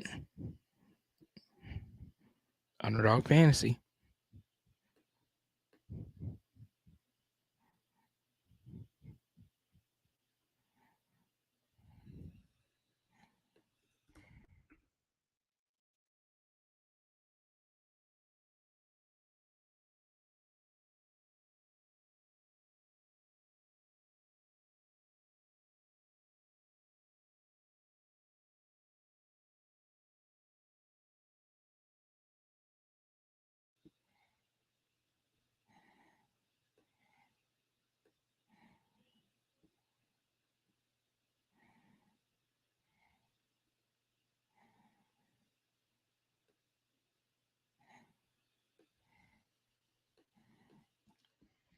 Good question here. Who has the better wide receiver room, OSU or LSU? So Ohio State just had a wide receiver enter the portal. He was very deep on the depth chart. I am going to go with Ohio State. Right? They got Marvin Harrison. They got the Ibuka. Who else do they have? Fleming. They got Ennis coming in from high school. Apparently, he can really ball. But we're not far off.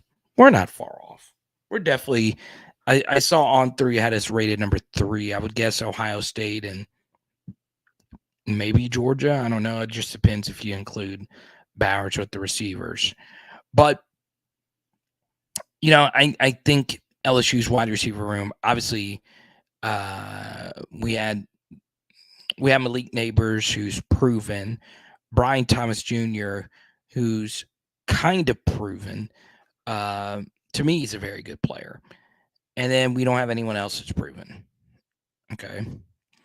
So, yeah, I mean, look, Marvin Harrison is going to be the highest rated wide receiver prospect in quite some time. And my thing, as Rico points out, Antonio Brown, 6th-round pick. My thing is this, okay? It's honestly pretty simple here. I go back to the Houston Texans draft. To this day, I will never understood why they did what they did. What if they're sitting at number 2 or 3 and CJ Stroud had an amazing season, but they still sucked and they were in position to draft Marvin Harrison? Okay. Maybe.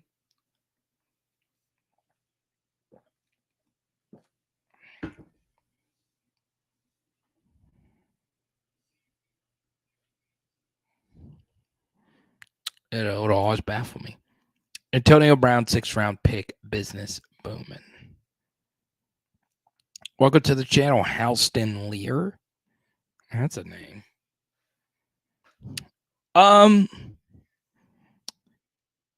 It never ceases to amaze me how Antonio Brown just consistently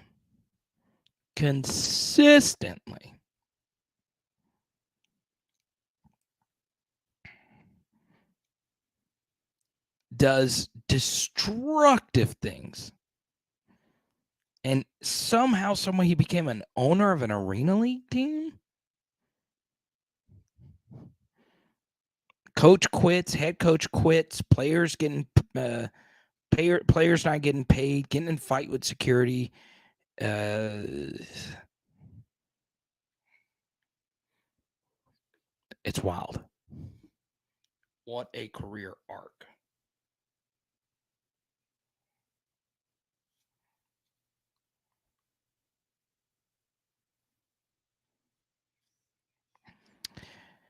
H-Town Creole, thanks for your generosity. I think BK should go all out on KEON Coleman.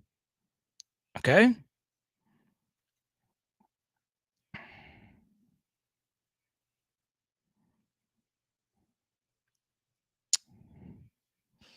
I think they are.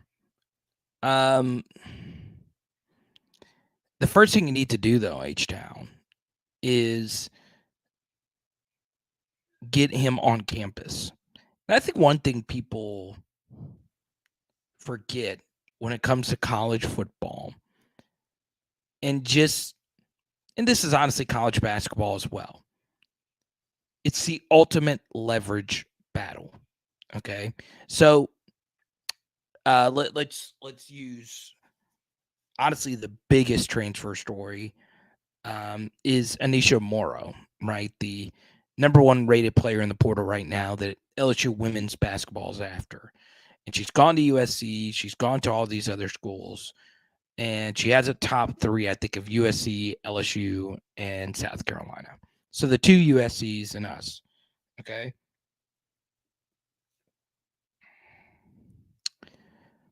I think,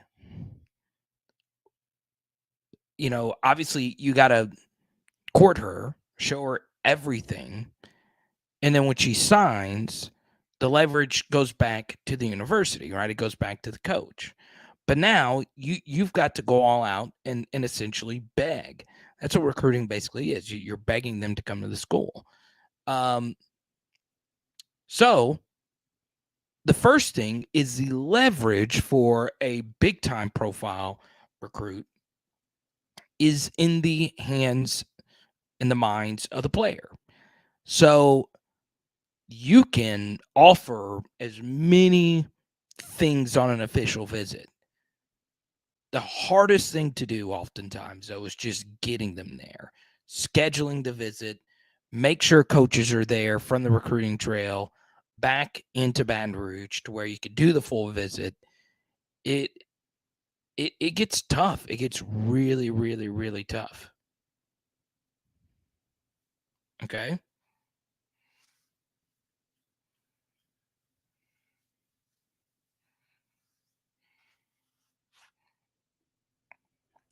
But I do agree. Trey Amos, the DB transfer out of UL. He also is going to take a lot of different visits. That's who that is. He's a DB who's hit the portal, and he's been offered by everybody. Okay.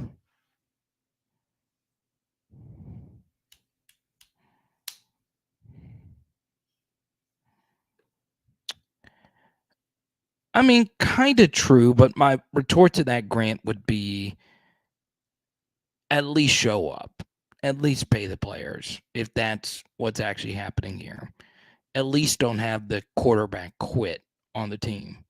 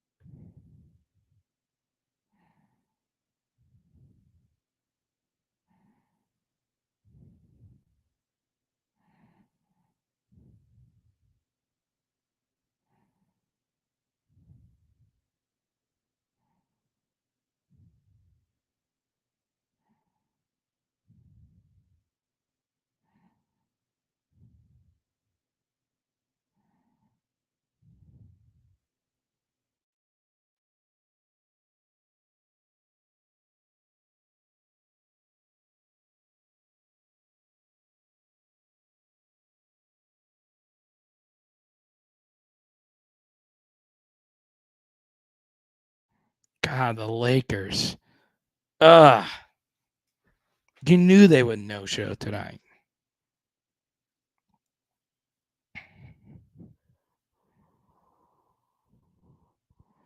Do you think if Uncle Brian beats Bama twice in a row, he'll be fired by Saban like Freeze at Ole Miss? Ha!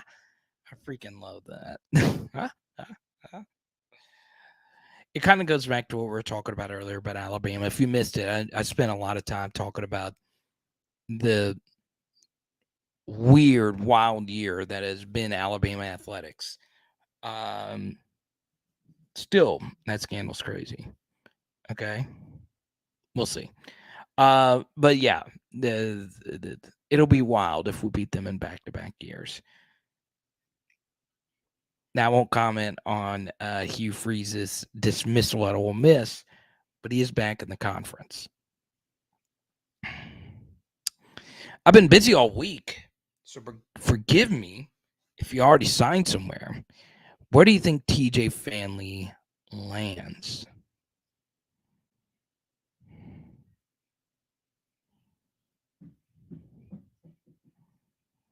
Alabama.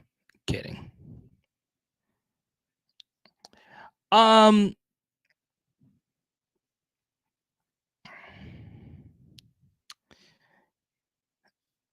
think the best thing for him is just go somewhere where you are the guy. Okay. But I would also go somewhere, TJ Finley's not that great of a player, but, he's got a decent arm. He needs to go somewhere, though, where the offensive line is at least decent. Okay. Now, pass protection oftentimes is a byproduct of the quarterback, right? How quickly you can get it out. Pass protection is also the byproduct of the play calling. And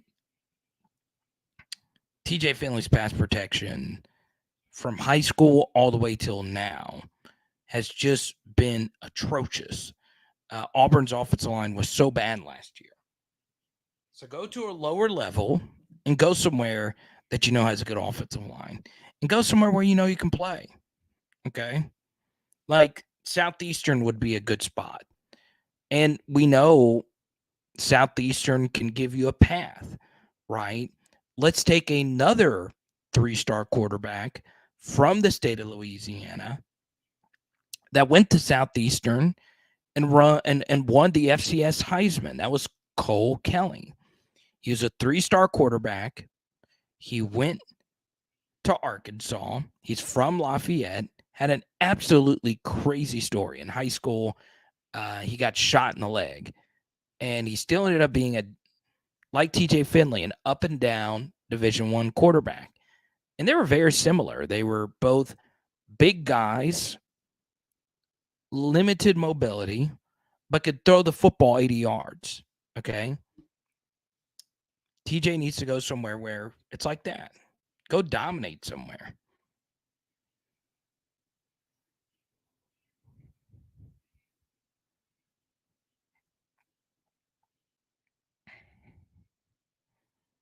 Halston believes no other team that could beat LSU. Only other team that could beat LSU this year is FSU. They could. Right now, LSU 1.5 favorite. But yeah, I would hope you can humble yourself and just go to the FCS and play. But sometimes that's just hard. Sometimes it's hard to say, hey, let me go to this level. But sometimes it's worth it. I mean, you could still make, an NFL roster from going there, right? Going to a non-power 5. You might not last in the NFL, but go somewhere where you play, where you can play. And I'm very glad, and I mean very glad, that at this point, and I think it's pretty clear, we have reached the point of no return. It's 4 days after the deadline. There are no LSU players in the portal. I am shocked by that. There are quite a few players on this team I thought that were for sure going to pack their bags, but they're going to stay. They believe in LSU. They like LSU. They know the power of the brand, and they elect to be backups instead of being starters elsewhere. And there's a lot of those kind of guys on this team.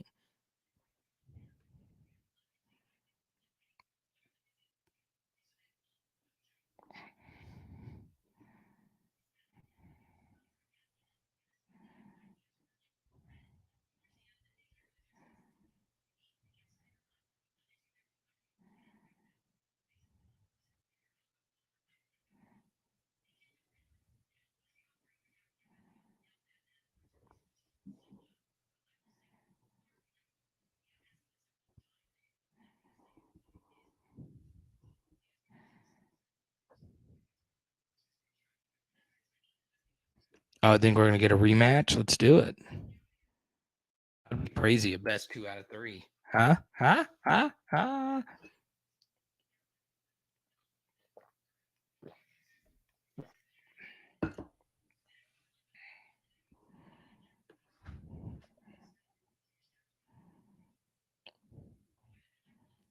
Alrighty. In the next 5-ish minutes, I'll answer as many questions as I possibly can. But if you do super chat, we'll keep this thing going all night. Okay? We'll keep this thing going all night.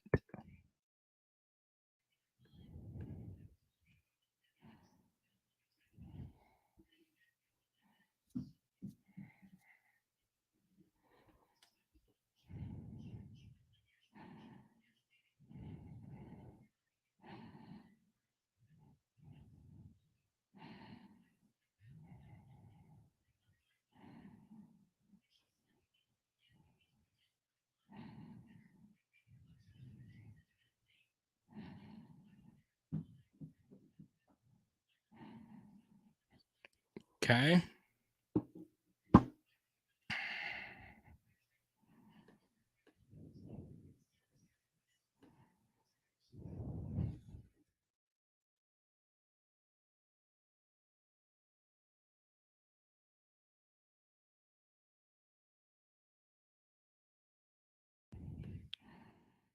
Let me show you guys this really quickly. Okay? I do think you guys would be interested in this. All right. Let me post this. The next portal won't open until like next year. So if you didn't put your name in the portal by May 1st, you, okay, don't have a shot at playing next year unless you are a graduate transfer. Then you get, like TJ Finley is a graduate transfer. So he had extra time after his after the deadline to go where he wanted to go. But the next portal won't open until the next year. Okay? So that's a good question, though. Now, I want to show you this here from Hayford Rankings. Okay, he's one of these really fun college football analytic accounts. And this is his projections for LSU going into next year. Okay, so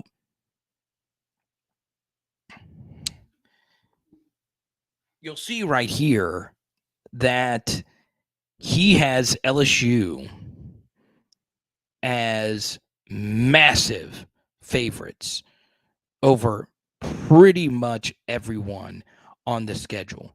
Now, he said these projections aren't final. I hope so, because the likelihood that we are going to be that big of a favorite over Auburn and all these schools is very low. Okay. And we are sure as heck not going to be a 5.5 point favorite over Florida State. Okay. It would not shock me if the game closes with Florida State as like a slight favorite, even though we're slightly favored now. Okay. But I like showing you guys these charts because there's all different types of analytic accounts.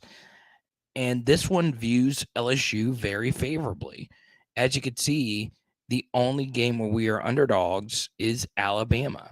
And at this point, every single game, he has us as a 65% chance of win percentage versus everyone on our schedule outside of Alabama. And as you can see in the top right corner, preseason, he has us ranked number 5. Okay. It's very interesting.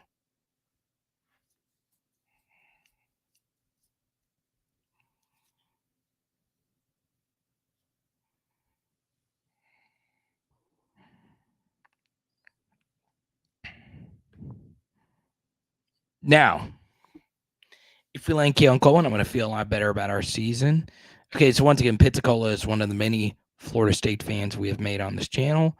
If we don't get him, though, I wouldn't mind him going to LSU to beat Bama. Go Noles.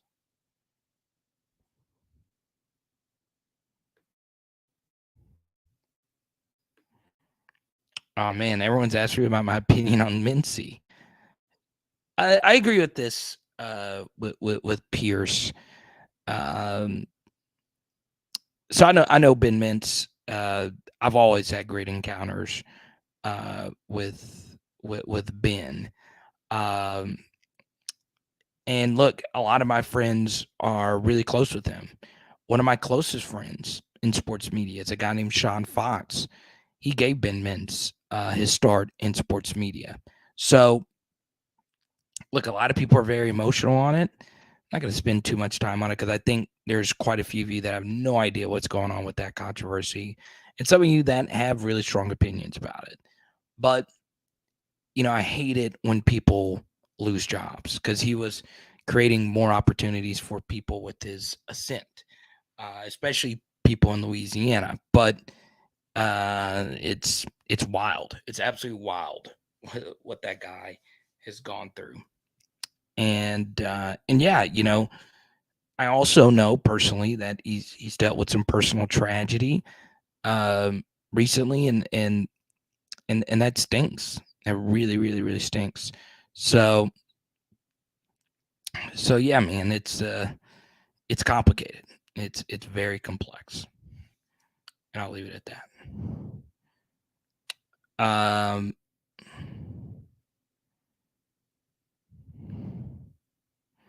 If Alabama's supposed to be so good, how come LSU football team has an SEC? What? Let's see. If Alabama's supposed to be so good, how come LSU football team SEC record? Welcome, Kenneth. Good to see you. Okay. But yeah.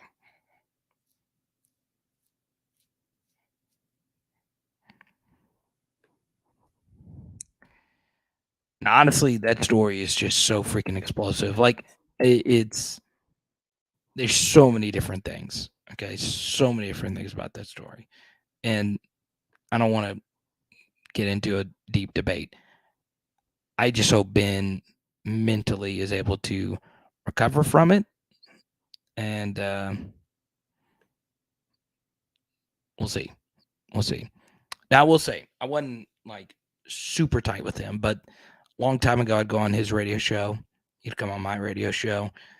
And actually ran into him in the SEC championship weekend. Didn't talk to him for too long.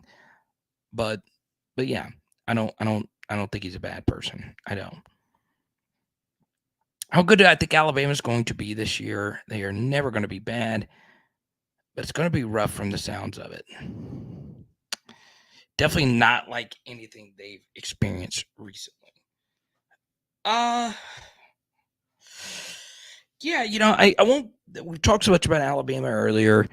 It is going to be wild to see how they bounce back from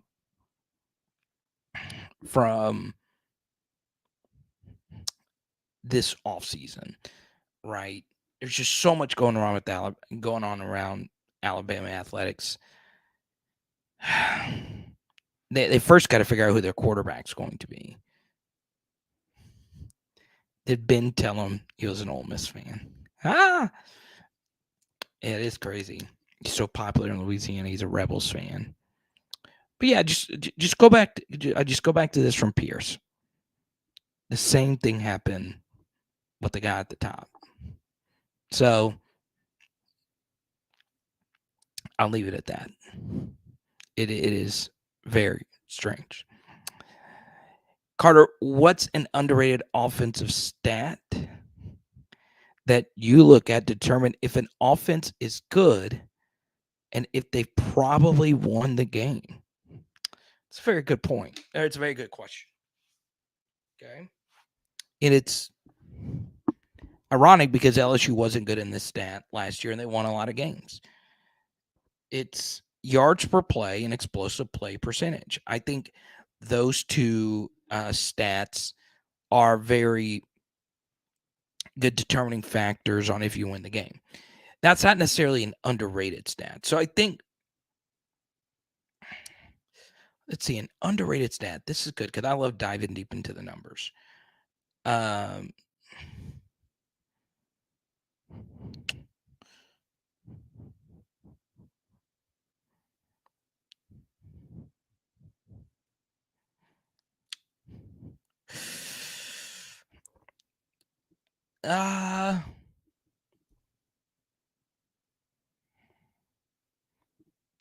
Let's go. I honestly think QBR is a little underrated. I do, right? But that's more individual instead of like a team offense. Hit stick, good to see you. I just joined, but I can see with absolute certainty if Coleman transfers to LSU, Lacey is gone. Good to hear from you, Hit stick.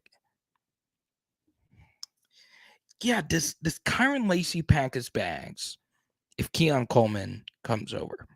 Okay. So the first thing would be is could Kyron Lacey transfer? He would need to be a graduate transfer to hit the portal now. Now, let me just go take a quick look, and I could speculate if Kyron Lacey, just depending how many years he's been at LSU or just in college, and he was a class of 2020 player. Okay. So he could be a graduate transfer, right? TJ Finley was a class of 2020 player, and he was also a graduate transfer. So,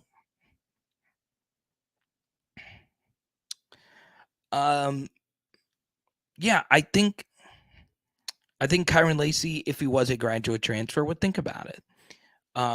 He's done nothing but prove himself during this offseason, whether it be leadership or whether it be, performing in the spring game or whatever the case may be.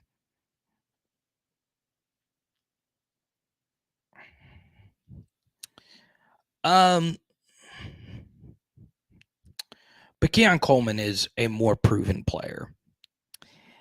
And I will say this, Hit Stick, for $9.99, you could join our PHL Patreon. Now, if you join our PHL Patreon tonight, let's do this. Whoever joins our PHL Patreon tonight, I'm sending you this Quan Alexander autograph card right here. A season ticket auto. If you're a football card nerd, you know the importance of a ticket auto. We've had a few football card guys in here, Pensacola and Cody from earlier. If you sign up for Patreon tonight, you're getting this. And on Patreon, I dropped a KEON Coleman film study yesterday. He's really good. He's really good. And I think the question would be not necessarily if KEON Coleman would start, it would be, would KEON Coleman be better than Brian Thomas Jr.? I don't think he's better than Malik Neighbors, but he's good. He's really good. And he was a clear number 2 on Michigan State with a defensive-minded head coach and a quarterback who's experienced but had limitations. So he still put up big numbers. 58 catches is a lot of catches, a lot, and he had 3 100-yard games. So he can really play. He can really play. And he's got a basketball background. He's a go-get-it kind of guy, and he's a big guy. And, I keep going back to this. One underrated stat. And so and before I continue, I went through and actually looked at this number for a lot of different recruits at a lot of different positions. And it is noise for the most part. So it's not necessarily a number that automatically guarantees you success. But weight matters. Running back, it for certain matters. Other positions, it varies. But KEON Coleman is a tank. He's 220. He's huge, right? He reminds you a little bit of like an Anquan Bolden kind of guy. Like he doesn't have burners. He's not a speed demon guy, but he's just good. He's got good ball skills. He's fluid. So, and Pegasus brings this up, but like take a look at the Big Ten. Big Ten has great DBs, and this kind of goes along with Mason Lunsford, who's transferring over from Maryland. The Big Ten's got good defensive linemen. So, he did this versus good competition. This was not the Pac-12. This was not a non-Power 5 school. He could play. He can play. But yeah, you can see my KEON Coleman film study, patreon.com/LSU football. Sign up, you get Discord benefits. You get a one-on-one chat with me if you opt in to it. So yeah, join. Goes a long way helping me out. But yeah, I could see, player X deciding to go somewhere else. I could see it. And, sometimes it's a good thing to just go somewhere else. Like, there are so many wide receivers that have transferred out of LSU and still made it to the NFL. Okay? Trey Quinn. Trey Quinn left LSU and caught 115 passes at SMU. 115 passes. 3 consecutive games of 15 catches or more. He could play. It just was a Les Miles offense. Same thing with Tyron Johnson. Tyron Johnson is still in the NFL. Can play. Can really play. Trey Palmer. Won the fit. Just couldn't get it going at LSU. Went to Nebraska and was fantastic. Jazz Ferguson couldn't get out of his own way. Okay. Went to Northwestern, made it to NFL training camps, got some paychecks.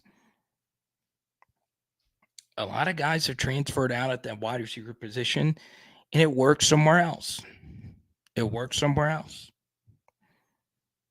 But, how you fit into an offense goes a long way. Something else about wide receivers is it is a little bit more of a dime a dozen positions. Okay, like there's always going to be a shortage of offensive linemen. There just is. Okay, there always will be. There will never be enough of them. Okay, ever since I've started this channel, we need to recruit more offensive linemen because it's true. I get that comment a lot.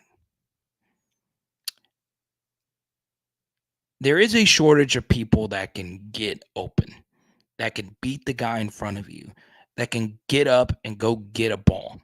Okay. So there's always going to be a shortage of special anything. But there's never going to be a shortage of people that can go catch the ball. There just isn't. There's always going to be plenty of receivers out there. And that's the scary thing. It's a little bit more of a replaceable type of position. Okay. Now you still need guys to go out there and get open. Not saying that at all.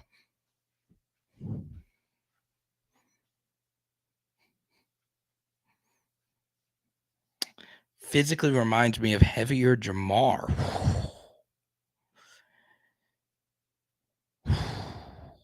You guys know when it comes to comparing to the upper tier guys, but I could see it. I can. He's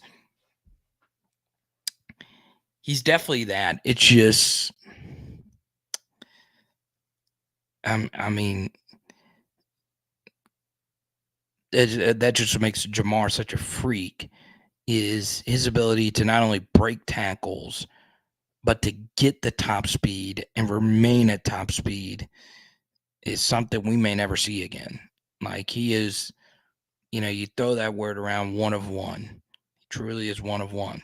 There's not many of those guys. But I could see it, and how they win on the outside. I definitely could see it.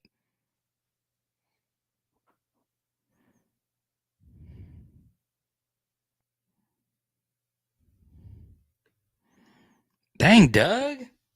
Doug coming in saying, y'all still rolling?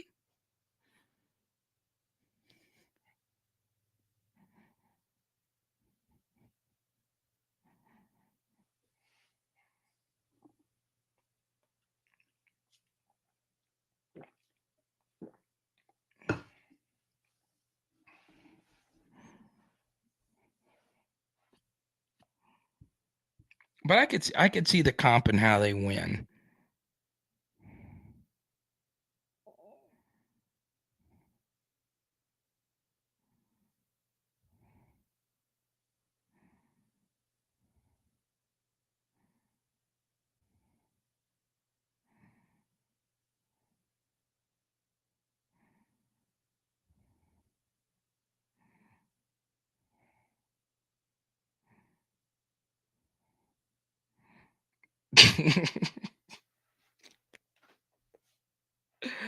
Oh man. Oh man, that is so crazy.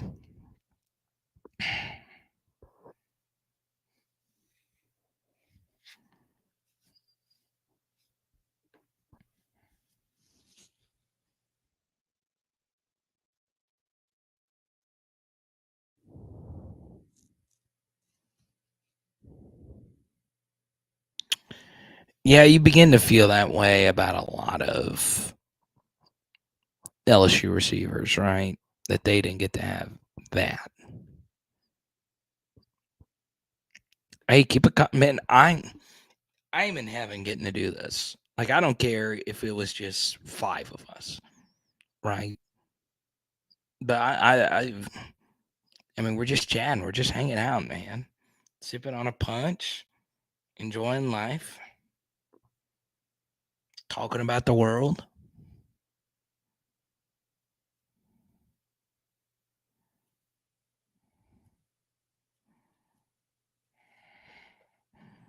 Goodness, Pierce. I mean, God bless. This is, are you sure you're in the right chat for this? I mean,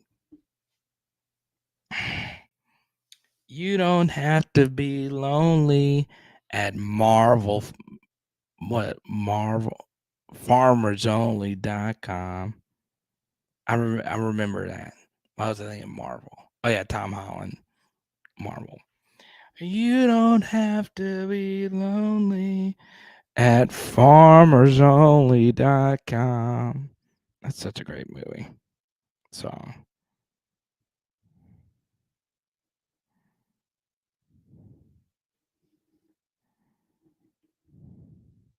Oh, I meant to. That's cool.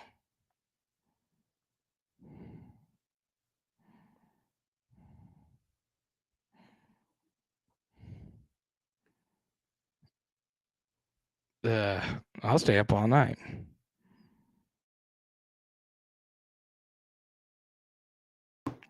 Yeah, I mean, that's my favorite thing about Coleman. He's a tank.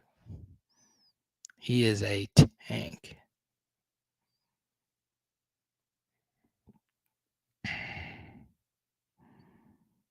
Oh, there's okay. I was wondering why that just floated in his mind. Thank you, Mike. I appreciate that. If we're going to talk about the Miles regime, guys, I can't remember a guy who had more potential at the end of that run than Malachi Dupree. It's a very, very interesting player. Okay, so let's do a little bit of revisionist history of Malachi Dupree. I have Malachi Dupree stuff too. I really liked him. Was Malachi Dupree a good wide receiver at LSU? Yes. Okay. In a less Miles offense, Malachi Dupree had back-to-back 40-catch seasons. Let me repeat that. He had back-to-back 40-catch seasons, and that doesn't sound like a lot, but it's a lot. Okay, 40 is a lot. Now, he barely got over that mark, but still, it's a good number. Okay? But he wasn't who we thought he was going to be, right? If you were to list the 10 best wide receivers at LSU of the modern era, he doesn't come close. He's probably not even top 15, okay? But he was still very good. Now, was he great? No. The biggest mistake he made was not coming back for another season, okay? And he came out after year 3, even went to a good landing spot in Green Bay.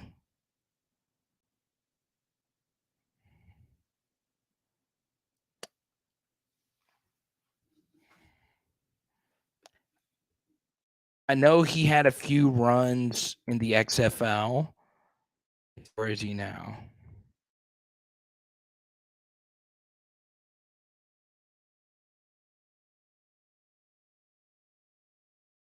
I don't think he's at an XFL team now. Never registered an NFL stat.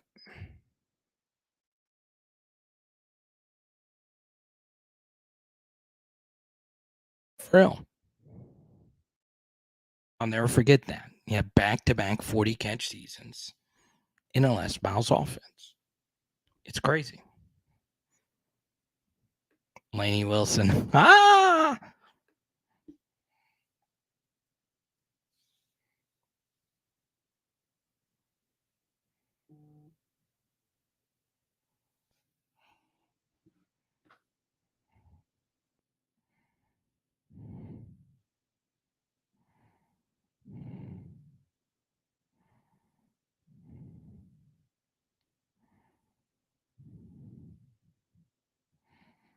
That's nice.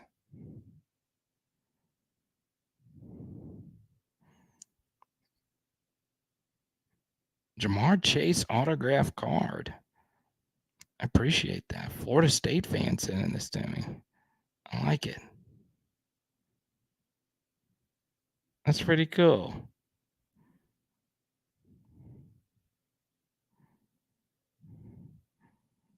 Look at that. It's a booklet card. So it's like 2 things. That's cool.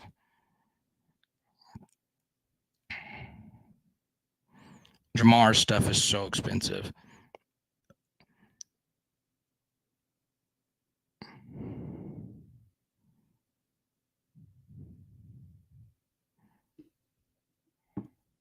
He's back. Skipper's back. I think somebody asked where you were earlier, Skipper. Or I think it was on a live stream. RPA out of 10. Ugh. The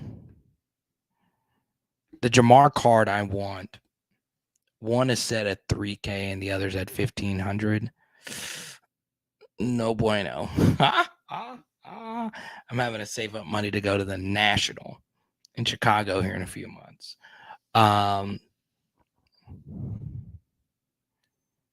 Yeah, good to see you, man.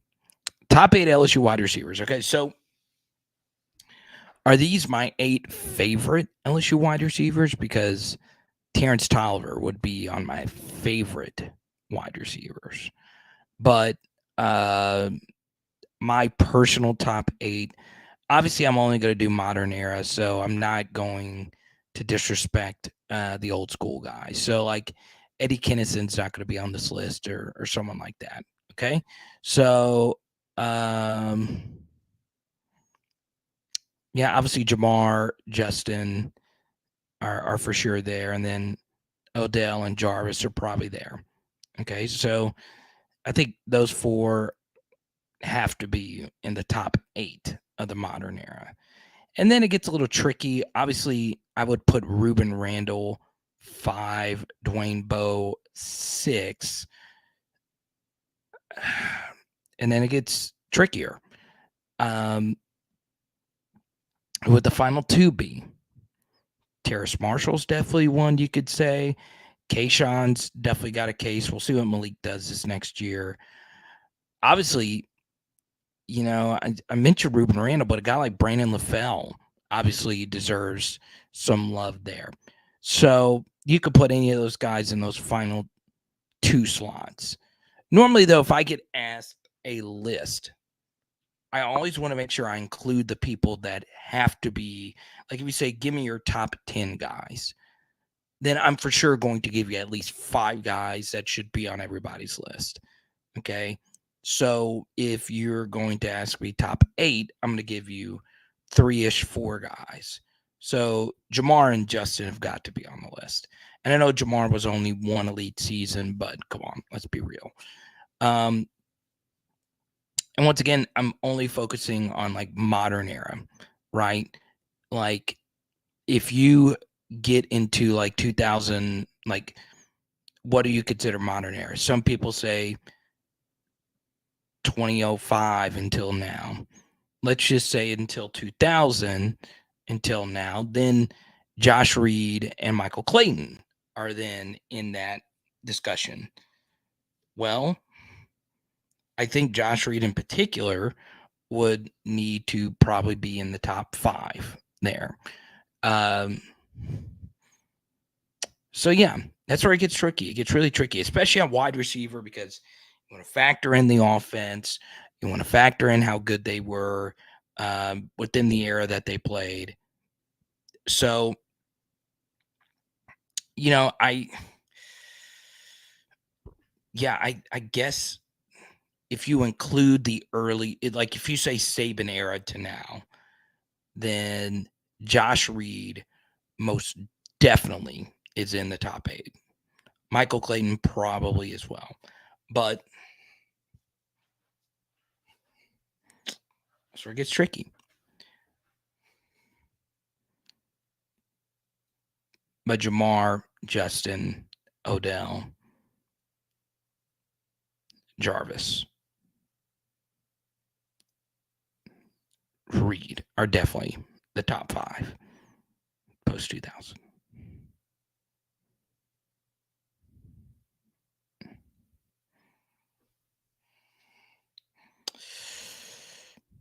Yeah, I'll message you. I'm trying. I'll send you the one. It's a very it's a kind of weird one, but also kind of common one.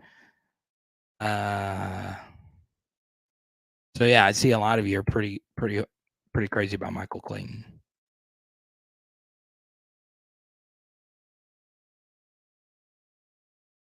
Made you feel old that Kinnison isn't modern era. Yeah.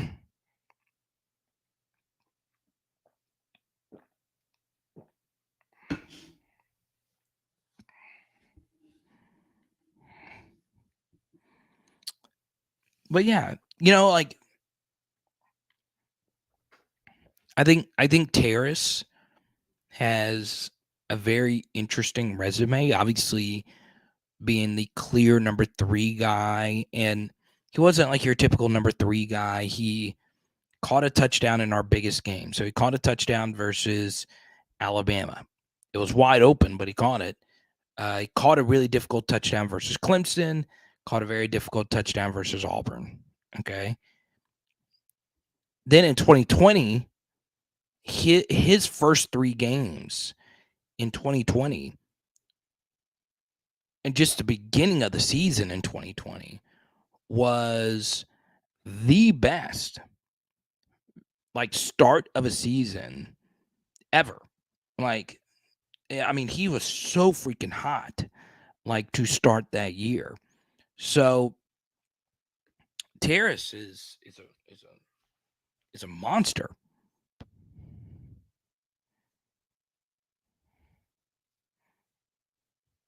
But once again, I said modern era. Eric Martin, great player. Let's pull up Eric Martin's stats. I like the number 41. I Google Eric Martin. I get a musician, rock singer in the 80s.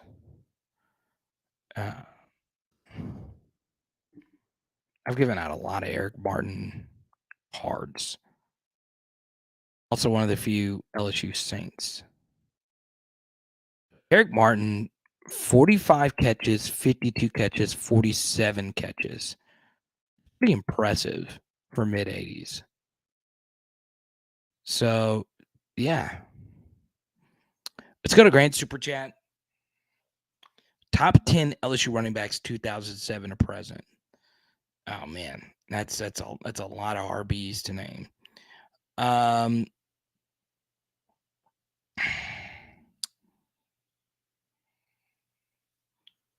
Let's go to hit sticks first because it's a little bit quicker. Obviously, it would depend on how the season actually shaked itself out. You would think they would be better than 2007 because 2007, this sounds disrespectful, but they were the only two-loss national championship winning team. And I won't go on this diatribe again, but they were so lucky. But still, they won't be as good as 2019, this next year's team. Probably not. I hope they are. I hope they're better, but they probably aren't. Okay. So then it's going to come down to if they run the table. If they run the table, then they're obviously better than 03, and they're better than the 11 team. If they lose only one game but win it all, then we'll see how those results actually shake itself out, and then we can compare it to the 11 team and the 03 team. Now, top 10 LSU's running backs 2007 to present. All right. Start from the top. Obviously, Fournette's number one. Not obviously, but that depends. Fournette's definitely number one. Okay, and then number two is probably Geis. Number three is probably Jeremy. Then number four is probably Clyde Edwards-Helaire. Okay, so 07 to present.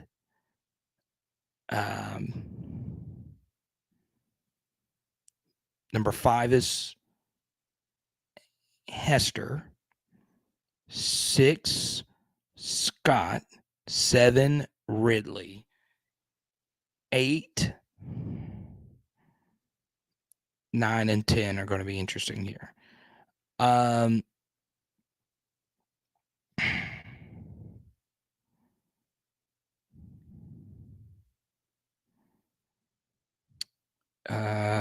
Let's see. I know I'm missing somebody.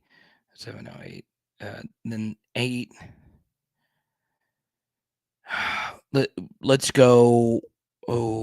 Let's go Spencer Ware, number 8.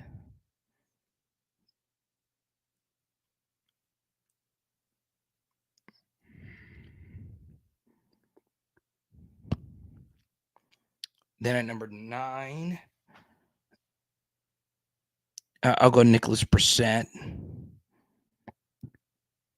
And then at number 10, it's Alfred Blue or Michael Ford. Or Josh Williams.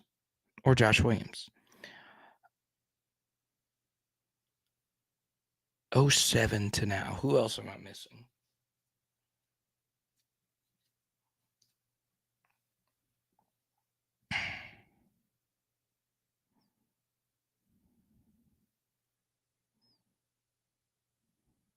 Oh. Yeah, Titus Price. Yeah, TDP's ahead of those other guys. So yeah, TDP. TDP's there. I did not mention TDP. Joseph Adai is pre-07. So TDP is actually ahead of a couple of these other names.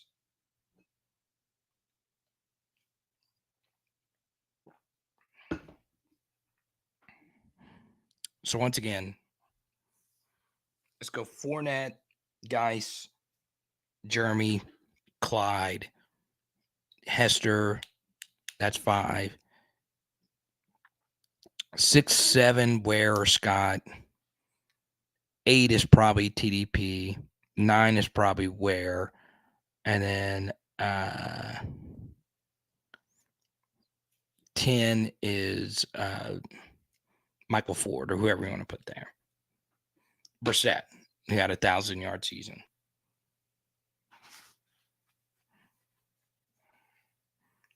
But honestly, you said running backs. It would be interesting if you shifted it to the 10 best runners, then Jaden would definitely be on that list. And Joe would also be up there. If you talk about effective rushes. Now, Joe's best rushing yard year was 368, so it wasn't spectacular, but his running was clutch and necessary.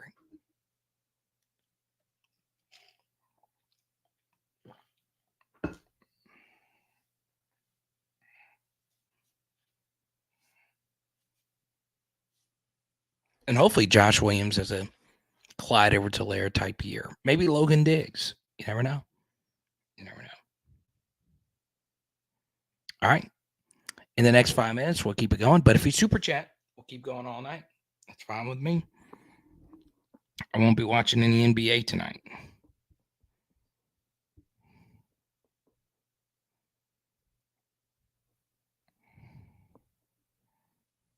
Warriors win by 27.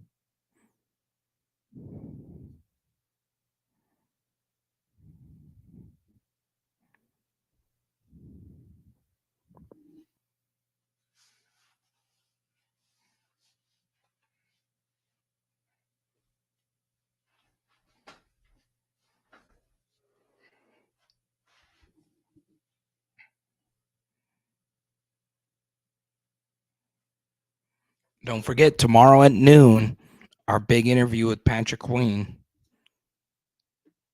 Please, if you can, while we get a few other super chats in here, please go like the video and set a reminder.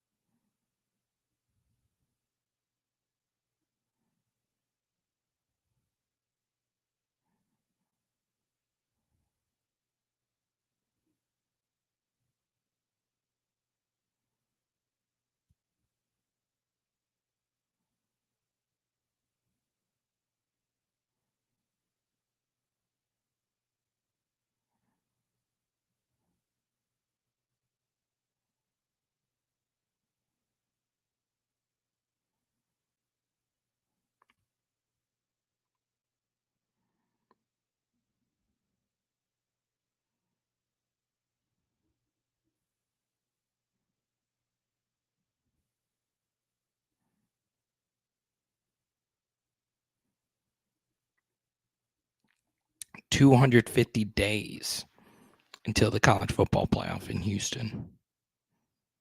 Houston.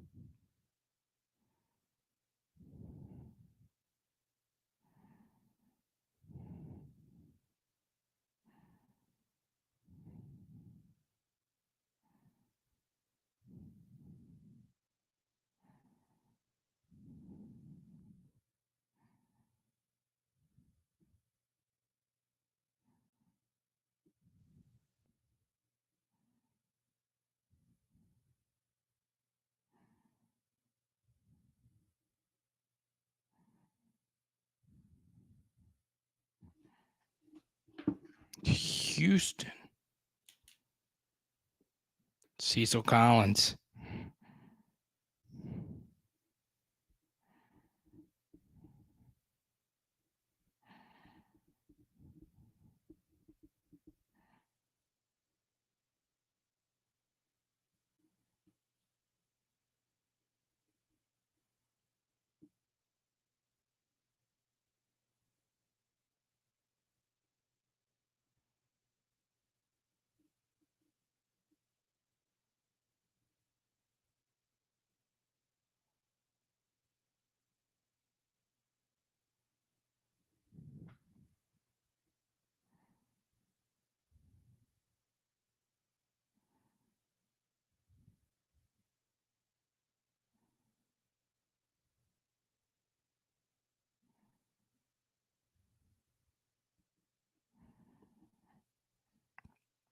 Florida record prediction. Ooh. Let's go 6-6. That's right. Stephen Ridley was a baller, Freddie.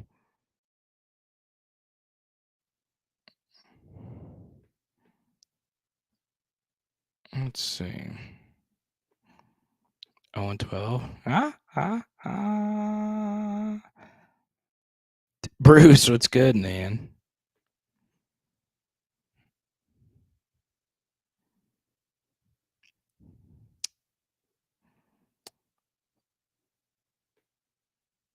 So let's see. I think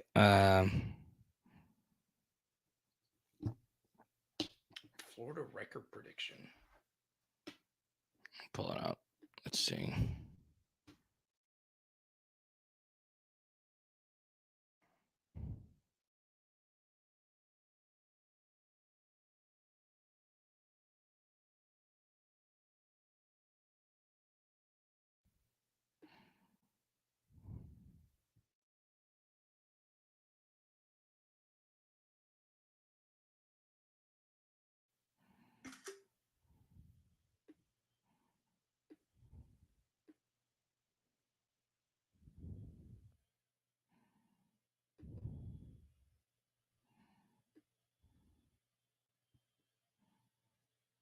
Oh, and 12.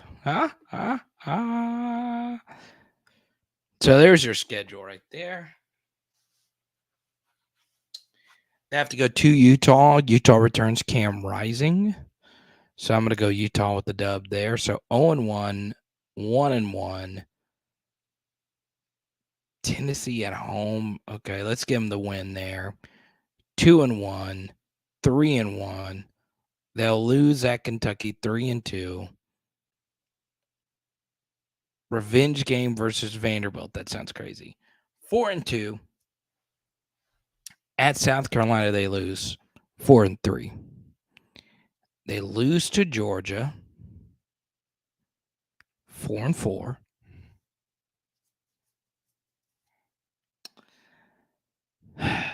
Arkansas, let's see.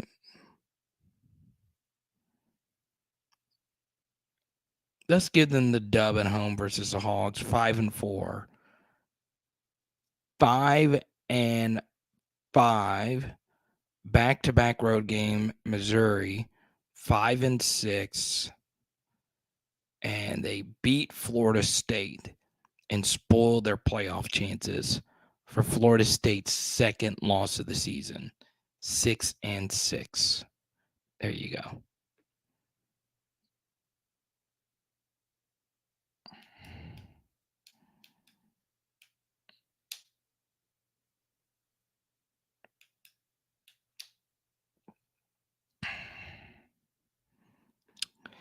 Yeah, I think if you were just to look at the nuts and bolts of KEON Coleman's situation, obviously if you returned to the hometown school and produced at LSU, number one, that obviously makes a lot of people happy. You make everybody at home happy. You get to play in front of all your friends and family. And of course, if you produce at LSU, you get the brand name LSU with your wide receiver ability, and it goes a long way, right? But outside of that, I mean, it would be a weird role. You know, BTJ is there. You know, Malik Neighbors is there. So if he doesn't actually come to LSU, where you want him to go would be not Florida State, and obviously not any of the other SEC schools,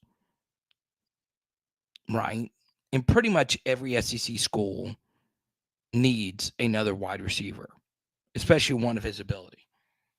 Okay. And he would be the best wide receiver at a lot of different schools right now.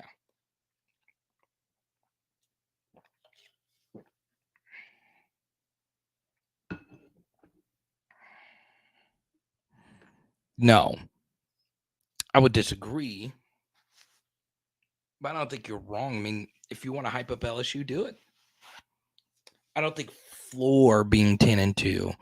I think floor would be 9.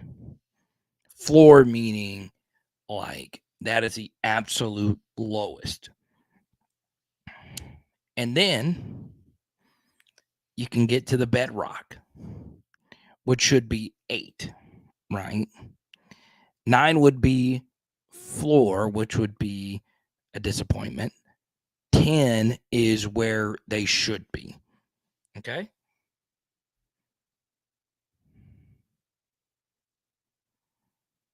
I knew Skipper had to get his Jaden jab in there. I knew it was coming. I knew it was coming. But what I will say is the receivers like being around Jaden. I can tell you that. And if you want an actual receiver who's caught passes from both of them, and he actually broke down the strengths of both of them, Trey Jenkins. We did an interview with him recently. Okay. Now, here's what we're going to do. I know Skipper's meds are kicking in. I got to go get some shut-eye myself. Don't forget, tomorrow, noon o'clock, Patrick Queen interview. Let me see how many likes we've gotten up to this point. We only got 7 likes. I thought we would have more than 7.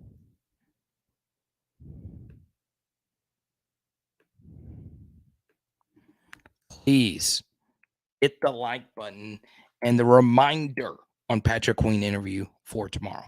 Please do it. Okay? Goes a long way. Helps grow the channel.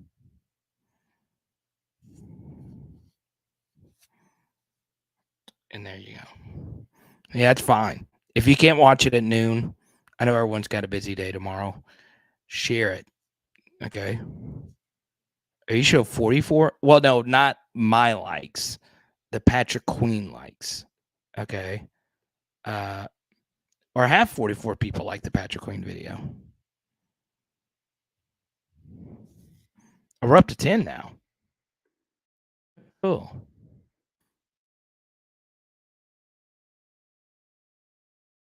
So go like this video at this link.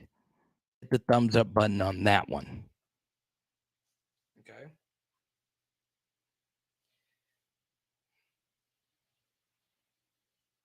So there you go. We got some Burrow stuff we'll be giving out pretty soon. So be on the lookout for that. And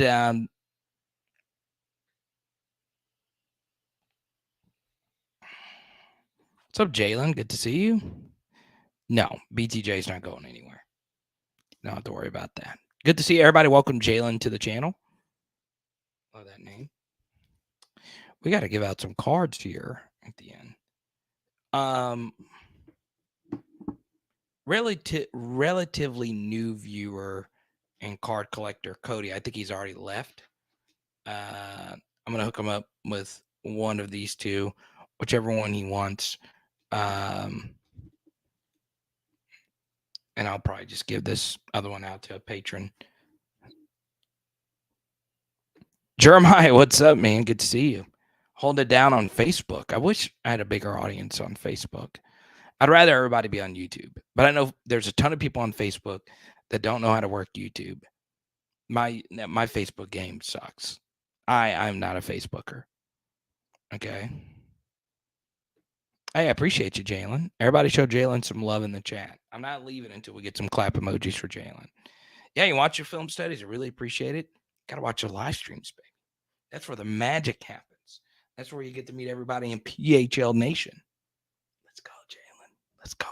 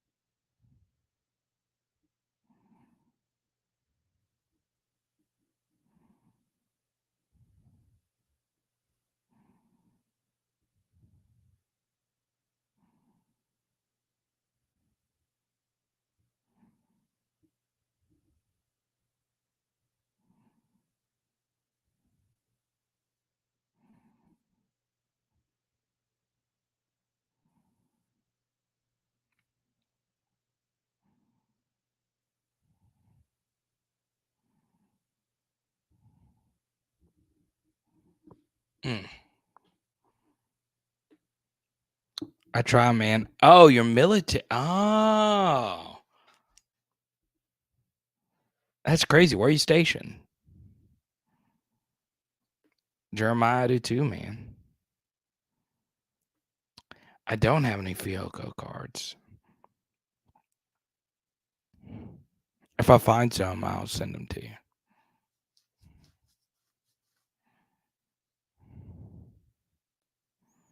Cheesesteak Friday. Let's go.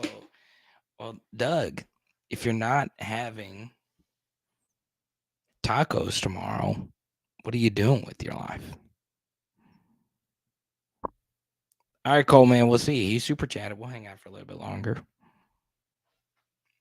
But yeah, Jalen, appreciate your service. I do. I know everyone tells you that, but I do. And you know what's interesting? I went to, unless you actually go overseas, you don't really understand how weird the sports calendar becomes. So, like last year, it was kind of weird for me, Jalen, because I don't know if you're an NBA fan, but I am. And we were like right now, we were in London 365 days ago. And I think I proposed to her on this day, May the 4th. I think so. So we were there for like the full 2 weeks, right? And it was so weird. Like I struggle going to sleep just when I'm on the road in general. And like I would be up so late and I would turn my Wi-Fi on and an NBA playoff game will be tipping off. Okay. And what was so weird about like that night was I proposed to her at night and then she posted about it like during the day. And if you post about it like during the day, you are getting all the notifications like throughout the night. So like we woke up to people like liking the post. It was like 6, 7, 8 a.m. They're liking the post at 1 a.m. wherever they were. It's crazy. It's absolutely crazy. Like when you're overseas, how different the sports calendar is. And it's part of why I think the NFL has a real shot at developing fan bases in London because so many of their games tip off during the day. Kick off during the day. It's very interesting. It's very, very interesting.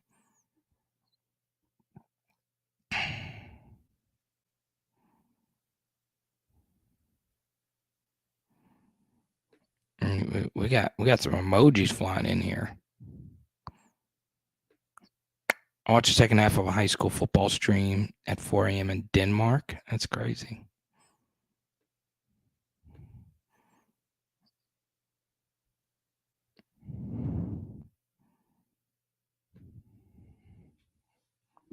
That's crazy.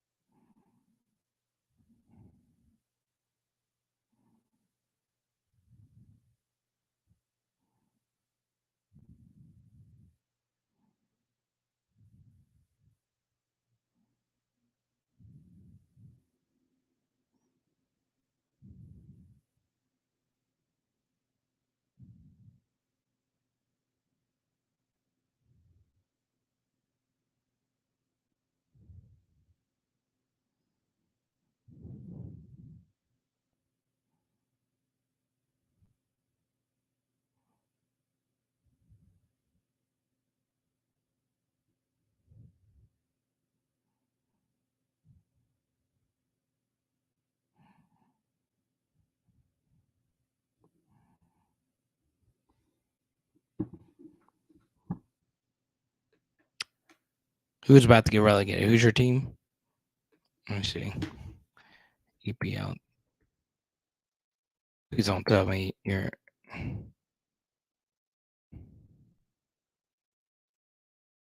an Everton fan. Oh, I hope Everton doesn't get relegated. That's our top rival. And last year, Everton fans bought us so many drinks.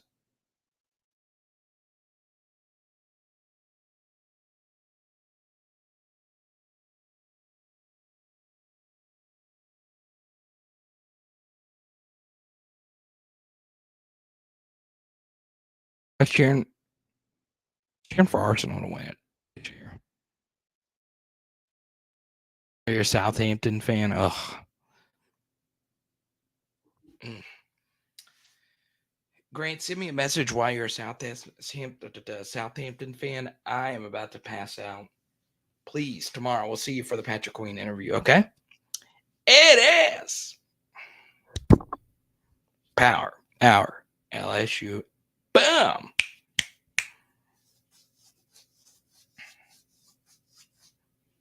And tonight we are doing some sketty.